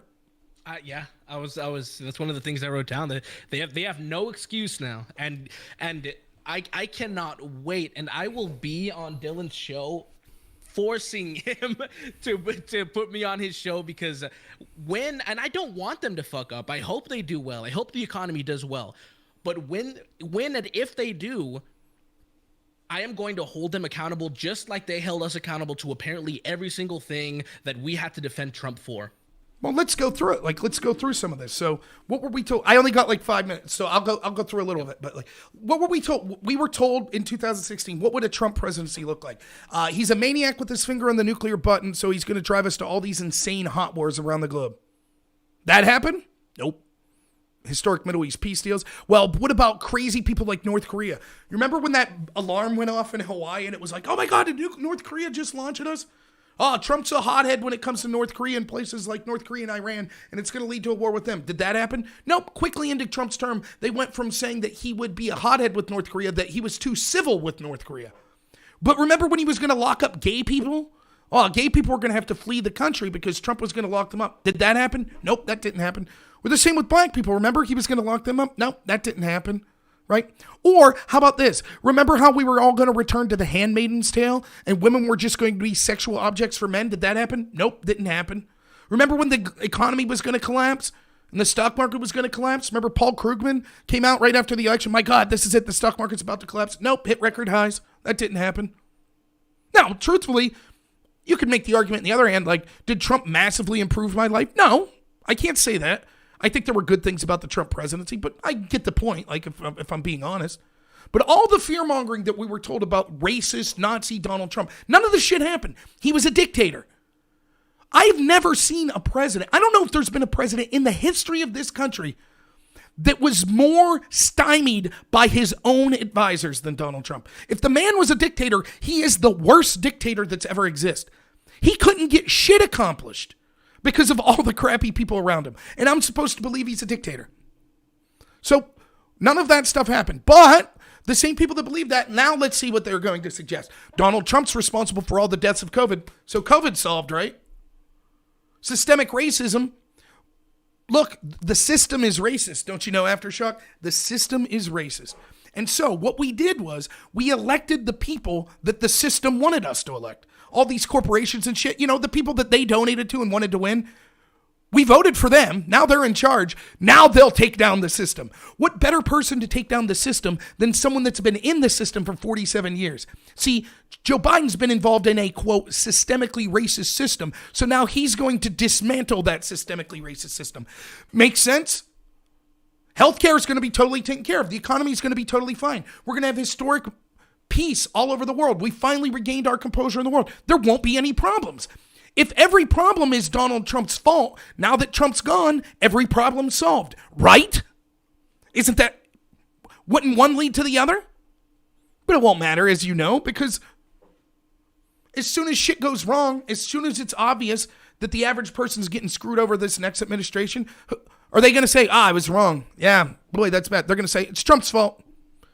The Democrats could hold power for the next 80 years, and the argument 80 years after we're long in the grave will be Trump's fault, Republicans' fault, right-wing's fault. Remember 80 years ago on January 6th when a couple of Trump supporters got in the Capitol building? Yep, that's their fault. You can't convince these people. Hell, just take communism. Every time I debated an anarcho-communist here the other day. Every time you debate a communist and you're like, look at how shitty this system's been in history, they're like, that's not real communism. That's exactly what they're going to do with Biden. It's not really his fault. There's nothing you will be able to say to a large portion of these people. So, it sucks to say this, though. That's not our audience. Our audience isn't the people that already agree with us or already are never going to agree with us. Our audience is that massive group in the center. And I have a feeling they're about to get a cold, hard dose of reality. I don't know what to say. Like, they're going to be locked down. They're going to suffer immensely. I hope I'm wrong, like you said. I hope I'm wrong. But it's going to be brutal. And, God help you if you live in the cities. I mean, that's all I have to say. It's going to get bad. And, that's maybe exactly what we need. When you play this game where political violence is okay on my side, where you play this censorship game where it's okay to silence people on all these platforms and deperson them and say that they can't have banking accounts and things like that because you don't like what they say politically. When you say only certain speakers are allowed to speak on campus, when you say people are guilty until proven innocent based on their political ideology, that shit's going to come back to bite you. So I don't know what to say as far as, I understand today's a very depressing day. It sets us back a lot, but there are brighter days ahead of us. You cannot get, it doesn't get much worse than the establishment getting away with a coup. I mean, think of what they've gotten away with. They've gotten away with a coup. They've gotten away with facilitating or ignoring riots. They've gotten away with intentionally causing COVID to spread by pushing COVID patients into nursing homes, which predictably caused the deaths. They've gotten away with lying to you about all sorts of things about COVID. They admit that they lied to you. All of this stuff they've totally gotten away with. And so it's tough to see how corrupt they are, and it paid off for them. I understand. I'm more pissed than anyone. I understand that that's tough, but it happened. Okay, where do we go from here? And, that's where I'm trying to focus. So. Yeah, I agree. I'm just trying to catch up on the chat here. So, all right, man, I am going to let you go because I got to wrap up here. My wife's going to kill me. I got to get a bunch of stuff cleaned up. So, but no, I appreciate you calling in, and we'll talk soon. So, for sure. All right, see you, Rob. Take it easy, man. So, yeah, one of my favorite people to talk to, Aftershock there. So, yeah, I'm going to wrap up. So, yeah, it's a tough day. This will be my last stream for a few days. Not just because this is rough to talk about, but it is. But also because I have a kid coming Friday, and I have to do a significant amount of preparing in my home and mentally to have a child on Friday. So I'm super pumped about that. But yeah, I hope that you got something out of this show. You might agree with me or disagree with me. Look, I understood. I talked to my wife. I didn't want to do the show today. I didn't want to. You know, I posted on Facebook. I agreed for various reasons to stop posting political stuff on Facebook. So, you know, I went to Facebook. And shit's depressing. It's depressing. It's depressing to see people that I know that I would consider leaning left wing that didn't have a goddamn thing to say about the riots that occurred over and over and over and over again. Didn't have a thing to say about them. But the first time that we see what's considered a right-wing riot, which I think if you look at proportionally is not as bad as most of the riots we've seen elsewhere. Still bad. I still condemned it. I still said those that were involved should face justice. Yeah, at least he's not going to. The due date was today, by the way, in life in Phoenix. It was January 6th. So, you know, yeah, just for a few days. I'm not quitting. Oh no, you're not losing me. No, I just mean I have a baby coming, so I'm going to be busy for the next week. That's all I'm saying. I'm saying I'm not leaving because I'm depressed, although it is depressing. But it made me, you know. So when I'm doing the Facebook, it's tough because I just want to yell at these people like, where were you? Where were you when these riots were occurring in Pittsburgh? Where were you when they were in Philly? Where were you then? You didn't care. You made excuses. You're not posting because you're worried about riots. You're posting because you're virtue signaling. You're posting because you don't want it, you know, and this is the God's honest truth. Like, right? They don't give a shit because they don't think they'll be targeted. My side's rioting. I'll be safe. I know as much. I've talked to people on the left that admit, yeah. You are not a moral person. You are not an empathetic person if you're okay with rioting. And the only reason that you're okay with it is because you think that it will be targeted at people you disagree with. But as soon as you fear that rioting will target people that you agree with, now all of a sudden you're concerned about it. You're a shitty person. That's what you are. And it turns out I'm friends with a lot of shitty people. Stand strong with the bald eagle. I definitely stand strong with bald.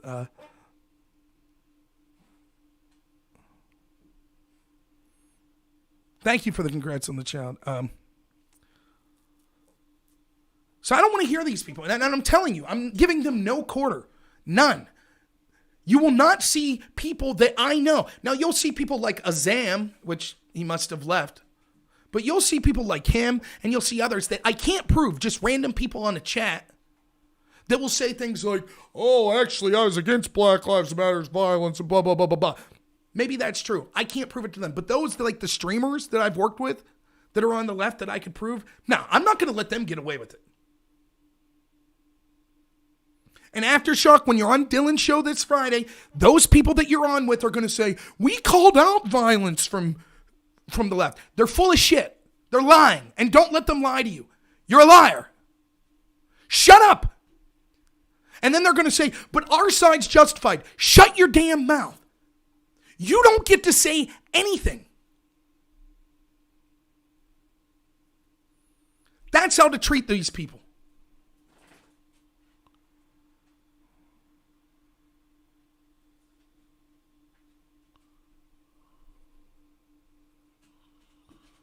No, I don't care if Goro's a spy or not. It doesn't bother me. They'll all be on there. The same people that told you it's just property. Lives aren't worth property. What's the big deal? Leave them have the Chaz zone in Seattle. Leave them riot and burn down the police precinct. The riot is the voice of the unheard. Oh, they remember what they did. This is the mantra of the establishment. Hashtag believe all women. Hashtag believe all women. Hashtag believe all women. Okay, I believe Ralph Warnock's wife. News cycle change. Hashtag believe all women. Hashtag believe all women. Okay, what about the woman that accused Keith Ellison? Hashtag believe all women. Okay, what about the women that accused Joe Biden? Hashtag believe all women. And then when you call, I never said believe all women. I didn't say that. What are you talking about? So, all right, guys. Thanks so much. I'm going to head out. I got to leave the dogs out, start some cleanup, but you guys are the best. I will see you in a few days. I could possibly do a little short video when my baby's born, just to let you know. So, thank you all. I really appreciate it. Need some outro music? You got her. I can only play one song, though. That's all I have queued up. But thanks so much, everyone. As always, have a good one.